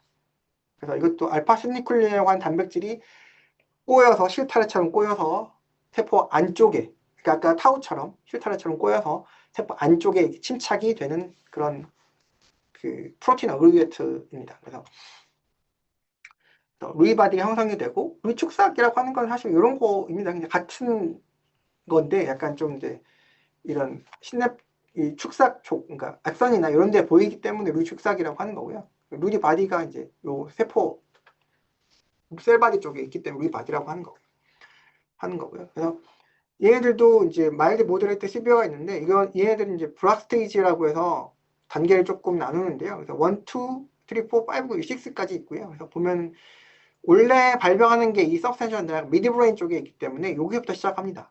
근데 얘네들이 루이바디가 점점점 브레인으로 확대가 되는 거죠. 전체적으로. 그러면서 브레인이 결국에는 이제 이 디멘시아가 오거든요. 왜냐하면 이제 확대가 되기 때문에 처음에 무브먼트만 있다가 그래서 디멘시아, 그러니까 치매라고 하는 게 아까 말했던 것처럼 알츠하이머성 치매가 있고 그다음에 파킨슨성 치매가 있어요. 그 다음에 그런 식으로 명명을 하거든요. 파킨슨 릴레이티드 디멘시아 이렇게 명명을 하는데 파킨슨의 결국에는 디멘시아가 옵니다. 디멘시아는 말 그대로 디멘시아는 기억을 잃어버리는 거거든요. D는 잃어버리는 거고 맨은 멘탈이고 시아는 이제 아프다는 이야기니까 그게 이제 고대 그리스 어원인데 그래서 디멘시아는 이제 기억을 잃어버려서 아프는 그런 질환이라고 생각하면 전체적인 질환이라고 생각하면 되고요. 그래서 이 파킨슨도 결국엔 디멘시아가 온다. 그래서 앞에 말했던 것처럼 엘도파라고 하는 약물은 이제 아주 오래전부터 썼습니다. 그래서 이거를 엘도파를 그냥 이렇게 주기도 하고 펌프를 심어요. 여기다가 몸에다가 이렇게 몸에다 심어서 머리 쪽에 이렇게 심어요. 그러면 혹은 다른 데도 옛날엔 다른 데서 요즘엔 이렇게 다른 데도 심더라고요. 여기도 심고 요건 이제 다른 건데 일단 엘도파를 심으면 동영상 안 나오는데 이분이 원래는 이제 파킨슨 환자인데 이분이 이렇게 덜덜덜 떨어요. 걷는 것도 이상하게 걷고 근데 엘도파 버튼을 눌러서 펌프 버튼을 눌러서 인젝션이 되면 이렇게 손도 잘 움직이고 걷는 것도 정상 보행합니다. 거의 바로 이건. 그리고요 그 다음에 이제 딥브레인 스티뮬레이션이라고 해서 DBS라고 하는 게 있는데 이거는 전기 자극을 주는 겁니다. 뇌에 여기에 직접 주는 건 아니고요. 이 서브스탄셜 나이아그라가 프로젝션하고, 그러니까 액선이 이제 뻗어나가져 있는 그 스트라텀이나 뭐 이런 부위에다가 여기에 전극을 심습니다. 전극을 심어서 전기 자극을 주면 이 엘도파, 그러니까 그 도파민 신경세포의 신호가 없지만 전기 자극으로 신경을 활성화시키는 거라서 마찬가지 이 DBS를 많이 이제 요즘에는 많이 수술을 하신다고 하더라고요. DBS는 또 파킨슨뿐만 아니라 그 뇌전증에도 합니다. 그래서 그게 이제 신경세포가 과하게 활성되거나 이런 거기 때문에 신경세포를 조절하는 데 쓰는 거라서 뇌전증에도 쓰는데요. 어쨌든 이런 약물과 그 다음에 이런 수술들이 현재는 쓰고 있습니다. 마찬가지 하지만 얘네들이 질병의 진행을 막지는 못하고 계속 진행이 되고 있고요. 그 이외에 이제 이런 마오비 이니비터를 쓰는데 마오비는 요 도파민을 합성하는 효소 중에 하나거든요. 분해하는 효소, 그러니까 분해하는 효소 중에 하나인데 마오비를 이니비션하면 도파민이 분해되지 않고 남는 거죠. 아까 아티콜린 에스터라지 이니비터 쓰는 거랑 비슷합니다. 그 타겟이. 그래서 목적이. 그래서 마오비를 이니비션하면 도파민이 분해되지 않고 좀 더 오래 있는 거고요. 여기 보신 것처럼 델도파에서 도파민이 합성된 요 엔자임을 활성화시키기도 하고 혹은 이제 요걸 넣어주기도 하는 거죠. 이런 것들 약물을 하고 있지만 결국에는 이 도파민을 분비하는 신경세포가 죽어버리면 아무 소용이 없죠. 그렇죠? 다 줄어들면 아무 소용이 없어요. 그렇기 때문에 실제로 앞에 말했던 것처럼 루이바디나 루이바디나 이런 것들을 조금 더 없애주는 그런 약물들을 개발을 하고 있습니다. 그래서 이런 로슈라든지 프로테나와 같은 회사들이 지금 현재 개발하고 있고요. 프라시네주맙이라고 해서 이런 단일클론 항체로 그러니까 루이바디를 클리어런스 하기 위한 그런 약물을 개발하고 있고요. 하지만 어쨌든 한계는 분명하다는 거. 앞에 계속 이야기한 것처럼 BBB가 잘 안 들어간다거나 혹은 그 에데마나 헤모라지가 생긴다든가 이런 것들은 해결을 해야 되는 문제고요. 그래서 요즘에는 이중항체를 하는 것들이 이제 앞에 A베타도 마찬가지 이런 항체 신약들, 이중항체를 만드는 것들이 아무래도 최근에는 트렌드입니다. 그리고 이 파킨슨 쪽은 알츠하이머보다는 그 처음 발병했을 때 그 발병 부위가 굉장히 국소 부위이기 때문에 유전자 치료제의 개발이 훨씬 먼저 일어났어요. 그래서 유전자 치료 개발 연구가 굉장히 활발히 일어나고 있고 계속하고 있거든요.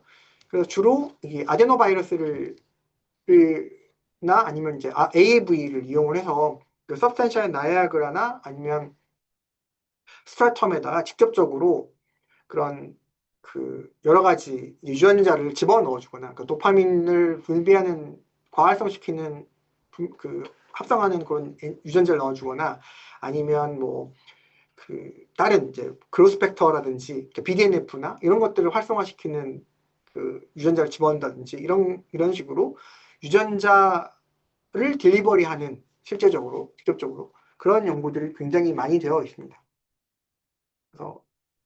그리고 줄기세포 치료도 예전에 많이 시도됐습니다. 그래서 처음에 줄기세포를 해서 브레인에다가 아주 초기에 처음으로 했던 그 줄기세포 치료도 사람을 대상으로 했던 치료도 파킨슨 디지즈 환자였거든요. 어떤 거냐면 사산된 태아의 뇌를 5명이었던가 몇 명을 갈아서 걔네들을 파킨슨 환자의 이 흑질에 직접 넣어줬어요. 그냥 이렇게 갈아서 아이솔레이션 세포로 과일해서 그게 스위스에서 했던 게 2000년대 초반이었고요.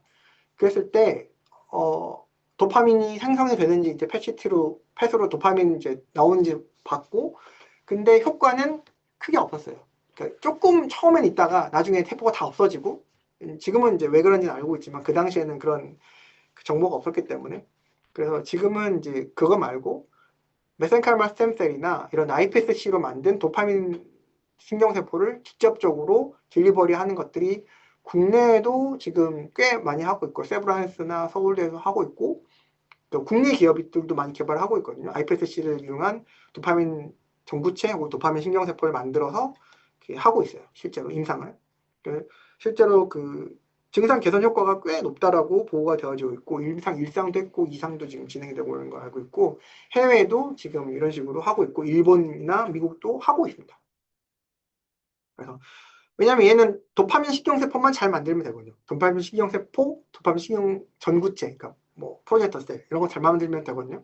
그러니까 iPSC를 활용할 수 있게 됨으로 인해서 그런 것들을 할 수 있고, 심지어 얘네들은 이제 그 자가를 할 수 있기 때문에 iPSC로 하기 때문에 자가로 할 수 있고, 혹시나 뭐 자가를 하더라도 앞에 유전적인 그런 그 백그라운드가 있으면 요즘에 이제 유전자 가위로 그런 것들을 어느 정도 개선한 후에 iPSC에서 만들어서 도파민 신경세포를 분할만 잘 시키면 되니까, 그런 것들을 가지고 실제로 트랜스플란테이션을 하는 연구들이나 임상 시험들을 하고 있습니다. 그래서 꽤 괄목할 만한 지금 그 결과들을 보여주고 있고 보고가 되어지고 있어서 오히려 알츠하이머보다는 저는 파킨슨 디지가 빨리 좀 더 치료제가 나오지 않을까라는 생각이 되어지는 부분이긴 하거든요. 그래서 왜냐하면 유전자 가위도 많이 되어 있고 딜리버리 하는 것도 많이 연구가 되어져 있는 부분인데, 항체에서는 아직은 좀 더 개선해야 될 부분들이 있어서 파킨슨 쪽은 이제 유전자 치료제나 줄기세포 치료제가 조금 더 빨리 나올 것 같다는 생각이 듭니다. 개인적으로는. 뭐 이건 이제 그냥 제가 하다가 이것도 빼려고 했다가 그냥 넣어놓고 안 지웠는데, 이거 그냥 참고하시면 될 것 같습니다. 그래서 요 분들이 이제 최근에 중요하다. 마찬가지 진 테라피 쪽이 이제 활성화가 되어 있기 때문에 파킨슨 디지는 이렇게 다양한 그 타겟으로, 이게 이제 위치거든요. 브레인 이제 스트라이텀이나 그 서브스탄셜 나이아가라나 이런 부분에 프로젝션을 하고 있어서 이런 것들에다가 주로 이제 그로스 팩터, GDNF나 BDNF나 그 뉴로 트랜스미터나 이런 것들을 많이 넣고요. 그 다음에 아까 말했던 TH는 뭐냐면 그 도파민을 만드는 그 엔자임을 집어넣거나 뭐 이런 것들을 하고 있습니다. 실제로 이렇게 쭉 주로 AAV를 많이 쓰고 있죠. AAV를 많이 쓰고 있고, 진테라피 쪽은 현재 컴플리트 된 것들이 이렇고요. 세이프티는 했었는데 아직 에피커시가 어느 정도인지는 보고가 안 되고, 그 뒤로 페일한 것들도 많고, 이게 워낙 오래 걸리는 일이라서 좀 보고된 거에 비해서는 프로덕트가 잘 없고요. 현재 온고잉 하고 있는 파킨슨 진테라피 쪽도 꽤 오래된 것들이지만 아직까지는 뭐 여러 탈 보고들이 없습니다. 파킨슨 디지즈에서 굉장히 좀 이제 특이할 만한 거는 이 진테라피에서 그로스 팩터들이 되게 많거든요. GDNF나 BDNF, 그다음에 뭐 이런 것들이 많아요. 근데 그 이유가 뭐냐면 얘네들이 그로스 팩터들이 그냥 말 그대로 그로스 팩터로서 역할을 하는 게 아니라 뉴로 프로텍션, 그리고 에스트로사이트나 마이크로글리아의 인플라메이션을 조절한다라고 많이 알려져 있어서 이게 사이클을 돕니다. 뉴런에 들어가거나 뉴런 스페시픽하거나 아니면 뭐 에스트로사이트 스페시픽하게 들어 넣으면 걔네들이 주변의 환경, 마이크로 인바이먼트를 바꾸면서 죽어가는 세포들을 죽지 않게 보호하고, 그다음에 죽은 세포를 살릴 수는 없지만 그래서 진행을 억제할 수 있다. 이런 취지로 크로스펙터들 연구들을 많이 하고 있습니다. 이런 보시면 이제 세이프티 측면에서 주로 많이 하고 있고요. 그래서 비슷한 똑같은 이야기가 반복적으로 나오고 있고요. 그 다음에 루게릭이라고 하는 이제 이름으로 더 익숙하실 수도 있는데, 원래는 이 다른 이름이, 원래 정식 이름은 질병 이름은 이렇습니다. 그 아밀로이드 트로픽 레터럴 스클로시스라고 해서 ALS라고 하거든요. 아밀로트로픽 그 레터럴 스클로시스라고 해서 ALS라고 합니다. 이게 이제 정식 질환 명칭이고, 루게릭은 이 사람이 루게릭이에요. 류게릭이라고 하는 옛날에 뉴욕 양키즈의 굉장히 전설적인 타자. 이 사람이 걸림으로 인해서 별명이 붙은 거죠. 류게릭병이라고.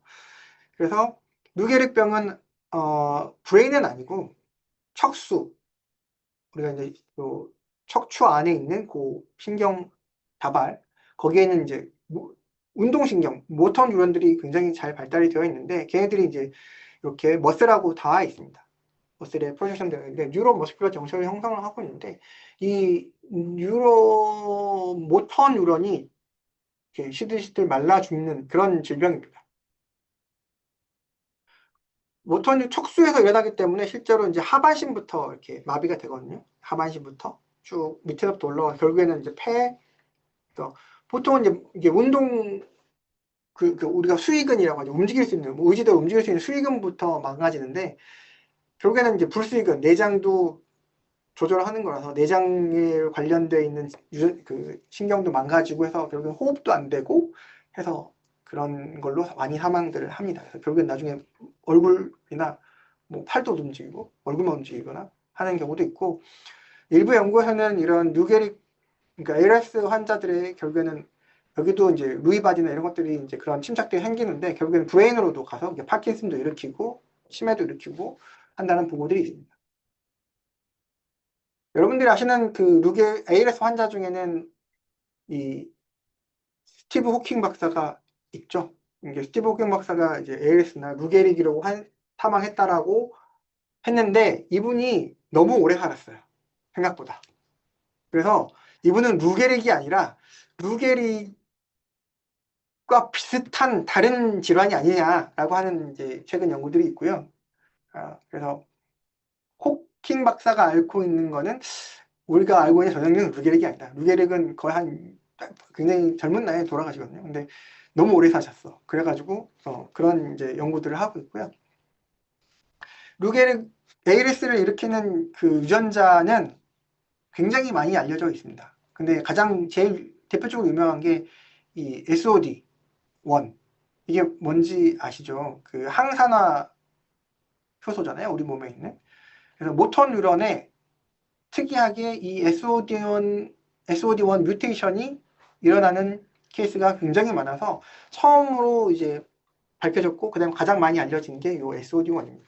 그게 또 굉장히 많이 알려져서 하나의 유전자가 관여하는 게 아니라 여러 가지 유전자가 관여하는 거고 결국에는 처음에는 이런 것들 때문에 뭐 ROS 라든지 이런 것들이 이제 문제가 되고 결국에 여기는 크로마틴 컨덴세이션이라든지 엑손의 이제 바이올로지컬한 어떤 백그라운드라든지 이런 것들이 없어지고 그다음에 ER 스트레스나 오토파지가 일어나는 결국에 ER 스트레스가 일어나면 미스폴딩 프로테인이 생기고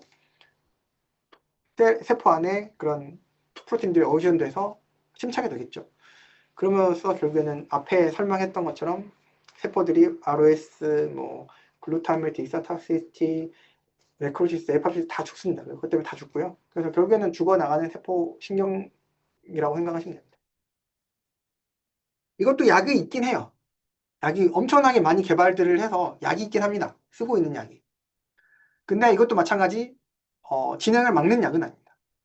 말 그대로 여기 보시는 것처럼 이 약은 주로 최초 약이 릴루졸인데 릴루졸도 그렇고 에다라본도 그렇고 대부분 일본에서 승인이 먼저 됐어요. 일본에서 개발이 됐었고 그래서 완치보다는 속도를 늦춰주는데 여기에 보시는 것처럼 수명을 한 2, 3개월 정도 연장해주는 정도만 효과가 있습니다. 많이 해봐야 한 몇 개월. 근데 약값이 겁나 비싸요. 엄청 비싸요. 처음에. 지금 뭐 조금 이제 그래도 많이 싸지긴 했지만 엄청 비쌌어요. 그래서 기존은 릴루졸은 글루타메이트 이니비터예요. 글루타메이트를 이제 방출하는 걸 억제하는 거고 그 다음에 에다라본은 프리라디칼 스캐빈저, 그러니까 ROS를 줄이는 거죠. 그래서 이 에다라본은 다른 질환에도 써요. 그래서 ROS는 여러 질환에 있기 때문에 효과가 강력한 이렇게 프리라디칼 스캐빈저로서 얘는 뭐냐면 스핀 트래핑 에이전트예요. 그러니까 프리라디칼이 이제 그런 그 이렇게 전자가 이렇게 막 돌잖아요. 우리가 그 프리 라디칼이 이제 결국에는 이 자유전자가 돌기 때문에 형성되는 게 프리 라디칼이거든요. 그것 때문에 이제 활성산소가 생기고 뭐 H2O2나 이런 것도 있지만 이런 것들이 있거든요. 그래서 그런 것들을 스캐빈징 그러니까 하는 게 이런 약물들입니다. 그래서 스핀 트래핑 에이전트라고 하는 거는 그런 자유전자 이게 두 개 결합해서 있는 게 아니라 남아있는 자유전자를 딱 잡아서 그 자유전자를 없애주는 중화시켜주는 그런 역할을 하는 게 스핀 트래핑 에이전트들인데 에다라본이 그 중에 하나예요. 그래서 그런 약물들은 굉장히 많이 개발됐었어요, 사실은. 근데 다 많이 페일했고요. 에다라본이 그나마 좀 살아남아서 지금 현재는 쓰이고 있는 약물이고, 그 다음에 최근에 이제 이 바이오 유전자 기반으로 SOD 뮤테이션을 타겟팅하는 이런 그 올리고 뉴클레오타이드 요거 이제 개발됐거든요. 그래서 이게 가속 승인이 돼서 지금 현재 쓰고 있어요. 23년에 미국에서. 마찬가지 이것도 이제 약간의 안티센스니까 지금으로 따지면 mRNA 백신 같은 그러니까 siRNA 같은 그런 거죠. 그래서 이 SOD 뮤테이션 그 부위만 딱 달라붙어서 발현하지 못하게 하는 그런 역할을 하는 걸로 알려져 있습니다. 그래서 최근에는 이렇게 바이오 유전자 기반의 바이오 의약품들이 이런 ALS에도 개발되고 있다. 그러면 이 안티센스 올리고뉴클레오타이드가 최근에 많이 개발되고 있고요. 그다음에 그리고 최근에 이제 TDP-43라고 하는 것들이 이제 또 개발되고 있는데 이게 이제 ALS 환자에서 굉장히 많이 발견되는 단백질이에요. 이것들을 항체나 유전자 치료제로 개발하려고 하는 것들이 있고요. 얘네들이 TDP-43 같은 경우는 이제 알츠하이머 환자나 뭐 다른 데에서 마커로 쓰려고 많이 하고 있거든요. 그래서 이런 것들도 또 개발이 될 가능성도 있습니다. 그 다음에 세포 치료제는 마찬가지. 우리나라에도 이 ALS 환자를 대상으로 하는 세포 치료제 개발하는 회사들이 있고요. 우리나라는 이제 벤처 기업이고, 거기는 이제 자가 세포를 이용해서 주는 이제 약물로 임상 생리를 받아서 하고 있고요. 그다음에 해외에서도 하고 있습니다. 하고 있고, 그다음에 이런 항체에 관련된 것들도 개발이 되고 있습니다. 그다음 마찬가지 여기도 항체를 쓴다 그러면 이런 이중 항체, 이중접합 항체를 개발하는 게 최근 트렌드거든요. 여기 보시면 이거는 그냥 참고만 하세요. 그래서 알츠하이머나 파킨슨이나 헌팅턴 여기는 뭐 헌팅턴이 있지만 헌팅턴은 뭐냐면 글루타민을 코딩하는 GAG 코딩이 반복적으로 있는 거예요. 몇 개가 있는 게 아니라 무진장 많이. GAG가 쭉. 그래서 그런 것들이 쓸데없는 프로틴들이 만들어지는 거예요. 그게 세포 안에 쌓이는 거죠. 이게 이제 무도병이라고 아까 잠깐 얘기했지만 그럴 때문에 이게 막 춤추는 것 같처럼 막 이렇게 행동이 마음대로 되지 않는 거니까 내가 이만큼만 움직여야 되는데 막 이렇게 더 과하게 움직인다거나 뭐 이런 현상들이 나는데 그래서 마치 춤추는 것 같은 발도 이렇게 그렇고 그래서 헌팅턴 질환은 또 항체나 혹은 이제 유전자 치료나 유전자 가위 이쪽 연구들이 최근에 많이 되고 있어요. 헌팅턴 질환도 그런 쪽에 관련이 있고요. 뭐 애니멀 모델 아까 잠깐 이야기했지만 5X배드라고 하는 게 5가지 정도가 그 유전 뮤테이션이 들어있는 모델로 쓰고 있고요. 파킨슨은 아직까지는 지네틱 백그라운드를 가진 것보다는 케미컬로 일으키는 것들이 많습니다. 대표적인 게 MPTP나 MPP 플러스나 이런 6하이드로스파민이라고 해서 톡신을 이용하는 것들이 많거든요. 요즘에는 이제 이런 식으로 또 인플라메이션을 일으키는 프로틴, 프레그먼트를 이용하는 경우도 있고요. 뮤테이션, DDNF를 네거티브 낙아웃하는 모델도 있긴 합니다. 대표적으로는 이런 톡신을 이용합니다. 그래서 MPTP는 여러분 들어보셨을지 모르겠는데 MPTP나 이런 것들은 전부 다 이제 옛날에는 마약으로 썼던 식사이소팜이나 이런 것들 마약으로 썼던 약물들이어서 요즘에는 이제 쓰기가 조금 애매하긴 하지만 그래도 전통적으로 쓰고 있는 약물이고요. ALS는 이제 이런 G93A라고 해서 이 SOD1 뮤테이션이 93번째 있는 G를 A로 바꾼 그런 뮤테이션들을 많이 씁니다. 동물 모델이 되게 중요한데 앞에 잠깐 이야기했던 것처럼 스포라딕이 훨씬 많기 때문에 지네틱 백그라운드 패밀리얼만 가지고 연구하는 데는 사실은 한계가 있어요. 근데 요즘에는 이제 iPSC가 이 연구가 이제 활발히 일어나게 되면서 이제 오가노이드나 이런 이제 iPSC에서 뉴런이나 iPSC 만들어 보신 분들은 알겠지만 iPSC에서 뉴런 만들기는 사실은 쉬워요. 왜냐하면 뉴런을 거쳐서 가거든요. 다른 그 세포를 분할을 할 때 약간 신경세포처럼 분할을 했다가 그 다음에 가거든요.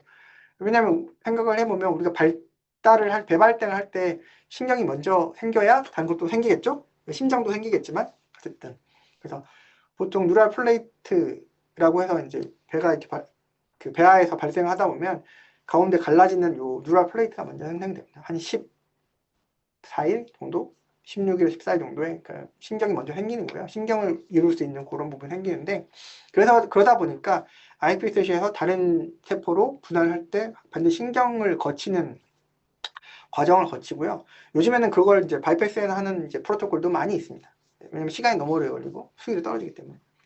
하여튼 그렇게 알고 계시면 될 것 같고 여기 이제 그러면 기존의 스몰 모레큘하고 이 바이오약품이 어떤 차이가 있느냐? 뭐 당연히 차이가 있겠죠. 스몰 모레큘은 싱글 타겟입니다. 대부분 싱글 타겟. 물론 요즘에 멀티플 타겟 드럭들이 좀 있긴 하지만 싱글 타겟 드럭이 이제 대부분이고요. 왜냐면 디자인을 해서 내가 어느 사이트에 딱 붙어야 되고. 근데 바이오 의약품은 물론 싱글 타겟도 있지만 멀티가 많아요. 세포 같은 경우는 그렇죠. 근데 바이오 의약품 중에서 이제 항체는 정말 딱 거기에 맞는 것만 만들잖아요. 완전히 딱 거기에 맞는 거, 항체니까. 그래서 다른 데에는 독성이 없는, 거기에만 딱 할 수 있는 그런 장점이 있고, 케미컬 드럭도 물론 뭐 리셉터나 이런 걸 디자인하지만 거기 비슷한 거 그다음에 공유결합 할 때 조금만 비슷해도 다 붙어버리니까 그 사이드 이펙트가 있죠. 뭐 그게 좋을 수도 있고 나쁠 수도 있습니다. 사실은 뭐 아스피린 같은 경우에는 우리가 정확하게 어떤 거라고 딱 명명해서 만든 건 아니잖아요. 물론 자연에서 얻은 거긴 하지만 아스피린 같은 경우에도 굉장히 다양한 역할을 하잖아요. 해열제도 하고 뭐 그다음에 혈전도 방지하고 이런 거거든요. 그 이제 플루로트로픽 이펙트라고 하는데 기대했던 게 아니라 이제 메인 이벤트가 아니라 다른 약물의 효과가 나타나는 건데 또 그런 것들이 사실은 좋을 수도 있고 나쁠 수도 있습니다. 그 많이 타는 거는 부작용이 있을 수 있다는 단점이 있는 거고 적다는 건 너무 적다는 거는 또 그것만 딱 치료할 수 있기 때문에 약물 효과가 떨어질 수 있다는 단점이 있는 거죠. 근데 바이오 약품은 완전히 말 그대로 정말로 디자인된 항체를 이용하는 거고 우리 생체에 적합한 거기 때문에 부작용도 적을 거다라는 게 이제 장단점이죠. 장점이죠. 단점은 비싸죠. 합성하는데 비싸고 일단은 항체니까 먹기에는 좀 애매하고 주사로 맞아야 되는 게 단점이죠. 접근성.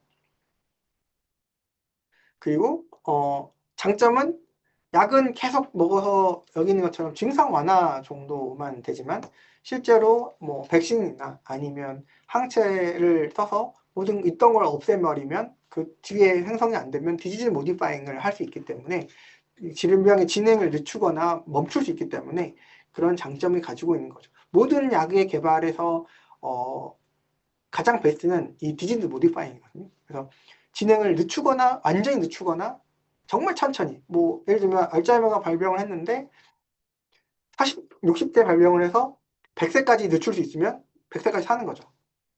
천천히 일어나게. 굉장히 천천히 일어나게. 지금은 뭐 빨리 일어나는데 그럼 100세까지 별 이상 없이 쭉 살 수 있으면 그거는 사실은 베스트죠. 그 약을 계속 먹으면. 혹은 60세에 발병을 해서 거기서 딱 멈출 수 있으면 사실은 제일 좋고요. 근데 이제 그건 쉽지 않을 거고 디지즈 모디파잉 드럭이 이제 가장 베스트라고 생각이 되어지고 향후에도 계속 그런 약물들이 개발되고 예전에도 그렇게 하려고 많이들 했어요. 근데 쉽지는 않았죠. 케미컬 드럭 위주니까 그랬던 거고요. 그래서 일단은 약물 저 앞에 했던 BBB가 브레인에 쓰는 약물은 일단은 무조건 BBB 통과해야 된다. 그 다음에 BBB 들어가서 뭔가 역할을 해야 된다. 라는 게 가장 큰 단점이자 장점입니다. 그래서 결국에는 BBB를 통과해야 되는 이제 문제가 케미컬이든 항체든 다 있잖아요. 물론 이제 질환에서 뭐 스트로크나 아니면 이런 알츠하이머나 파킨슨이나 이런 질환에서 BBB는 인젝트하지 않아요. 조금 이렇게 루즈가 돼 있거든요. 그러니까 열려 있어 살짝. 이게 완전히 닫혀 있진 않거든요. 이게 아까 말했던 것처럼 이게 열려 있으면 약물은 잘 들어가겠죠. 근데 약물만 잘 들어간 게 아니라 블러드에 있는 다른 것들이 들어가요. 그러면서 브레인의 염증도 일으키고 아까 잠깐 지나갔지만 파킨슨 디지즈 모델 중에 PKR2라고 하는 게 있어요. 그게 뭐냐면 스롬빈의 전구체에서 떨어져 나온 굉장히 짧은 펩타이드예요. 스롬빈 아시죠? 그 스롬빈은 뭐예요? 혈전이 만들어지는 거잖아요. 근데 이제 그 스롬빈보다는 그 앞에 있는 PKR2라고 하는 그 짧은 펩타이드가 브레인으로 잘 들어오거든요. 그럼 덩치가 크니까 잘 안 들어올 수도 있지만 그 잘려서 들어오는 이 PKR2가 브레인으로 들어오면서 마치 스롬빈이나 블러드에 있는 어떤 그런 물질이 들어와서 온 것처럼 되기 때문에 브레인에 염증이 확 일어나요. 그러면서 파킨슨을 악화시키고 이런다고 해서 이제 PKR2 모델을 쓰거든요. 그런 것처럼 BBB가 이렇게 느슨해져 있고 그 다음에 그 알츠하이머도 실제로 그 BBB를 조금 더 타지 정선을 이렇게 강화시켜서 BBB를 닫아버리면 닫는 치료를 하면 인지 기능 개선이나 이런 것들이 좋아진다는 동물 모델 보고가 있어요. 그래서 뭘 많이 하냐면 여러분들 커피 많이 드시죠? 저도 커피 많이 먹는데요. 그 뭐 기사들이랑 보시면 뭐 이렇게 커피를 많이 먹으면 인지 기능 개선이 뭐 더 잘 된다는지 뭐 이런 들이 있잖아요. 카페인 섭취가. 실제로 카페인은 어떤 데 쓰냐면 BBB의 타이트 정션을 이렇게 타이트니스하게 조금 더 조여주는 역할을 합니다. 조여주는 역할. 그래서 왜 혈관을 이제 조여주니까 브레인의 혈관을 조여주니까 여기 카페인이 그렇잖아요. 긴장을 해서. 그래서 실제로도 VBB를 이렇게 조금 조여줍니다. 그래서 동물 모델에서 실제로 카페인을 동물한테 주고 BBB가 얼마만큼 다쳤는지를 보면 안 먹인 쥐에 비해서 많이 다쳐요. 생각보다. 그러면서 조금 아까 말했던 그런 PKR2라든지 블러드에서 오는 그런 여러 가지 물질들이나 세포들이 들어오는 게 인필트레이션 되는 게 줄어듭니다. 그래서 좀 개선이 되는 것들이 있고요. 그래서 그런 쪽으로도 또 약물 개발하는 분들이 있습니다. 그래서 어쨌든 이건 조금 이제 벗어나겠지만 어쨌든 BBB를 통과하는 게 쉽지 않은데 BBB를 통과해야 되는 이제 허들이 있는 거죠. 그래서 결국에는 뇌로 잘 가게 만들고 또 IV나 PRO 지방 하면 딴 데 갈 수도 있잖아요. 다른데. 또 그래서 브레인으로 타겟팅 해야 되는 것도 필요합니다. 그래서 요즘에는 이런 식으로 브레인으로 잘 들어가면서 브레인에 로 타겟팅 하끔까지 하는 이제 이런 펩타이드나 이중 접합 기술을 이용해서 이중 항체를 많이 만들어요. 그래서 주요 타겟이 가장 많이 하는 게 트랜스페런 리셉터입니다. 트랜스페런 리셉터는 이 BBB나 브레인에 굉장히 많거든요. 타겟 정션에. 그래서 이 트랜스페런 리셉터를 많이 활용을 합니다. 그 다음에 IGF-1 리셉터, 그 다음에 LRP1 같은 경우는 이제 이게 리피드 수송에 관련된 거니까 큰 덩어리 같은 거. 그런 것들에 관련된 것들을 이제 항체에 달아서 브레인으로 잘 들어가게. 아까 제가 브레인 BBB 통과하는 방법 6가지 있다고 했죠. 그 중에서 3번, 4번 이렇게 있었잖아요. 4번. 그래서 그 리셉터 릴레이티드 트랜스사이토시스 요 RMT 요걸 이용하는 거거든요. 결국에는. 그래서 요거는 잘 기억해 놓으셔야 돼요. 그래서 제가 왜 잘 기억해놔라고 하시는지 아시죠? 네, 시험에 나올 거예요. 시험에 꼭 낼 거니까 꼭 기억하세요. 뭔지. 그래서 이런 것들을 이용해서 BBB를 최근에는 이제 브레인으로 타겟팅, 브레인으로 잘 들어가게끔 하는 이런 연구들을 많이 합니다. 제 시간이 50분인데 거의 다 됐습니다. 빨리 할게요. 뒤에는 그냥 간단한 거니까 빨리 지나갈게요. 그래서 최근에는 이런 바이오약품 개발하는 데 필요한 것들이 앞에 했던 이야기입니다. 그래서 그냥 정리한다고 생각하시고 들어보시면 될 것 같아요. 그래서 BBB를 통과하는 게 가장 급선무고요. 그 다음에 증상 완화를 해야 되는 거. 기존에는 이제 겉으로 보이는 증상인데 지금은 이제 디지즈 모디파잉을 해야 되는 게 질병을 늦추거나 멈추는 게 목표다. 그게 이제 바이오 의약품이 해야 될 일이다.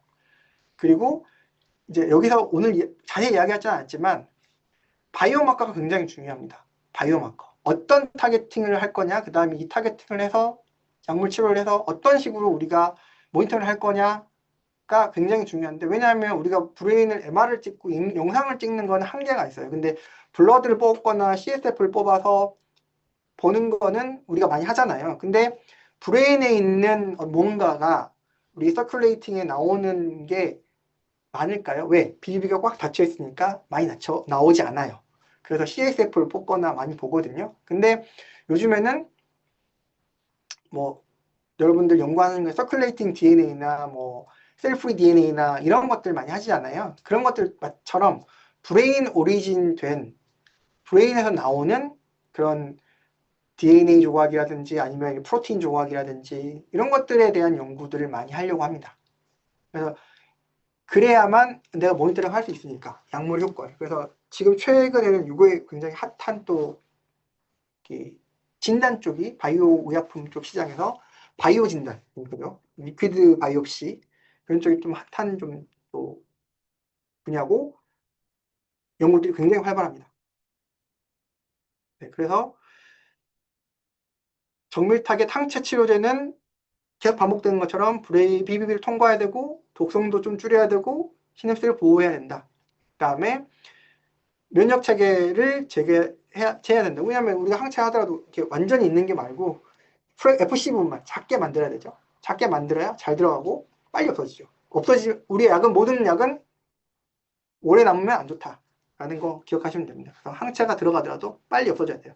그래서 FC 이 감마 수용체만 활성화하고 나머지는 이제 다 날리는 거죠. 그런 식으로 이제 합성을 다시 해서 하고 그래야 앞에 말했던 그런 RMT 같은 펩타이드를 붙일 수 있고 그래야 크기가 작아지죠. 그래야 비비비 잘 들어가니까. 그래서 뭐 이렇게 그냥 이건 그냥 보시면 됩니다. 그냥 이렇게 흘러왔다. 앞에 했던 이야기들이고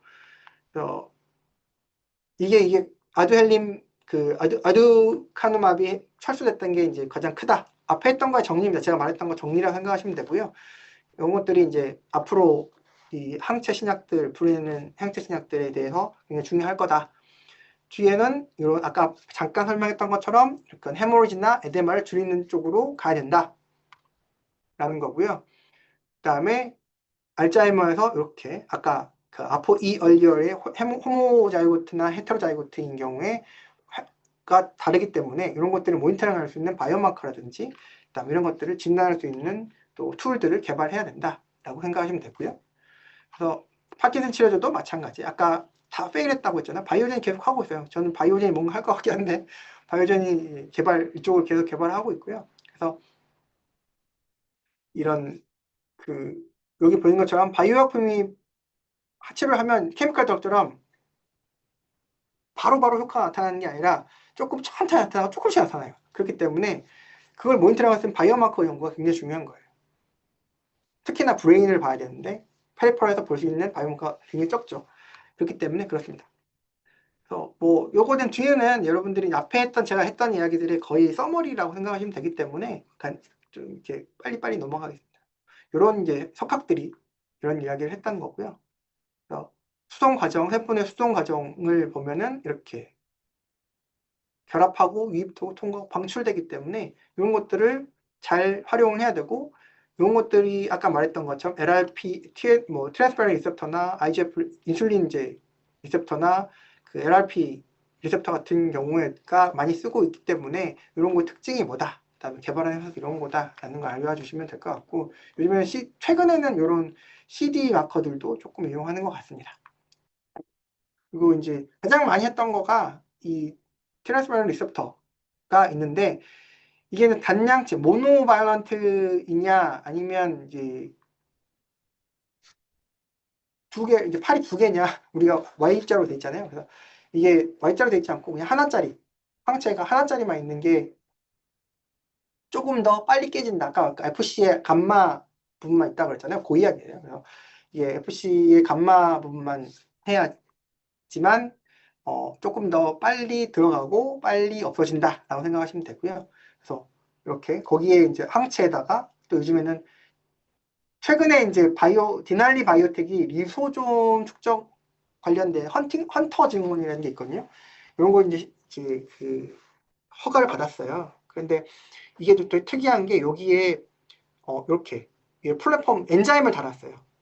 트랜스퍼런 리셉터가 있고 엔자임을 달았는데 이런 것들이 BBB 셔틀 항체 FDA 2026년도 이제 많이 했는데 이런 것들을 이제 플랫폼화 하는 거죠. 그래서 정맥 투여가 아닌 로컬 투여나 아니면 그런 식으로 주는 거예요. 그래서 조금 더 브레인으로 잘 가고 브레인에서 효과를 나타낼 거다라고 하는 게 새로운 플랫폼들을 개발하고 있어서 이제 아마도 조금 더 빨라지지 않을까.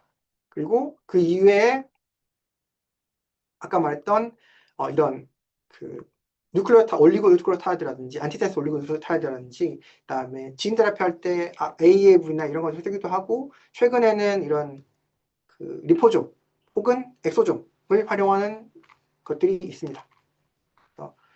우리가 siRNA나 이런 핵산들을 해서 하면은 장점은 오래 간다. 그리고 실제로 타겟팅해서 행성 자체를 맞는다라는 게 있고요. 그래서 그 관련된 이제 승인된 약품 있습니다. 스핀라자라든지 칼소디, 멜라센 같은 경우가 이런 다른 이제 약물 그 치료제 ALS 같은 경우도 있고 다른 질환들이 이렇게 돼 있고 대부분 이런 것들 보시면 가속 승인이에요. 지하철 승인 받는데 굉장히 오래 걸리잖아요. 근데 이거를 그냥 빨리 해보고 그 다음에 3상은 또뭐 4상을 한다든지 4상이 좀 빨라지는 거예요. 3상을 승인하고 본다든지 이런 거 우리가 이런 게 언제 그렇게 됐냐면 코로나 때 그 RNA 백신 만들면서 가속 승인이 굉장히 활성화됐어요. 그래서 급하니까 빨리 승인 받고 보자 그런 거고요. 이제 이 칼소디가 승인 받은 이유는 이 뉴로필라멘트 라이트 체인이라고 해서 요거를 마커로 썼어요. 실제로 이거 브레인에서 나오는 거거든요. 뉴런에서 그러니까 신경에서 나오는 거거든요. 그래서 이걸 블러드에서나 이런 데서 뇌척소에서 볼 수 있는 표지자로 썼기 때문에 빨리 된 거예요, 사실. 그래서 바이오마커가 굉장히 중요한 부분입니다. 그래서 이런 부분을 고민해 주면 될 것 같고, 벡터나 그러니까 지능테라피는 이런 게 이제 요즘에 알고 계시죠? 졸게스마라고 해서 굉장히 뭐 몇억씩 하는 몇십억씩 하는 그 약이 있잖아요. 그 약들도 이런 그 벡터 시스템을 이용하는 겁니다. 그리고 요즘에는 이제 생체 친화적으로 약간 이런 엑소존 EV를 이용한 것들이 엔지니어링 돼서 개발이 되고 있고 규제는 사실은 전반적으로 조금 더 강화되고 있는 것 같지만 많이들 하고 이제 없던 약물이기 때문에 조금 더 규제를 새로 만들고 있다 보니 강화하는 것 같지만 많이 조금 그래도 풀어주고 있는 편입니다. 그래서 규제가 좀 완화되고 있는 편이고요.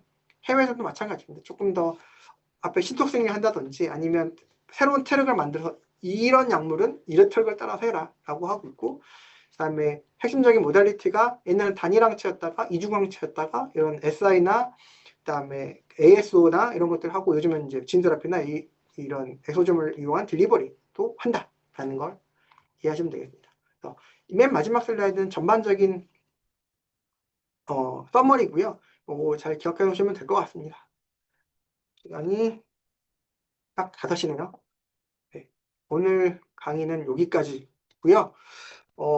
좀 늦어서 혹시 질문 있으시면 제 메일로 하셔도 되고 아니면 웍스로 하셔도 됩니다. 오늘 긴 시간 동안 고생을 하셨기 때문에 하셔서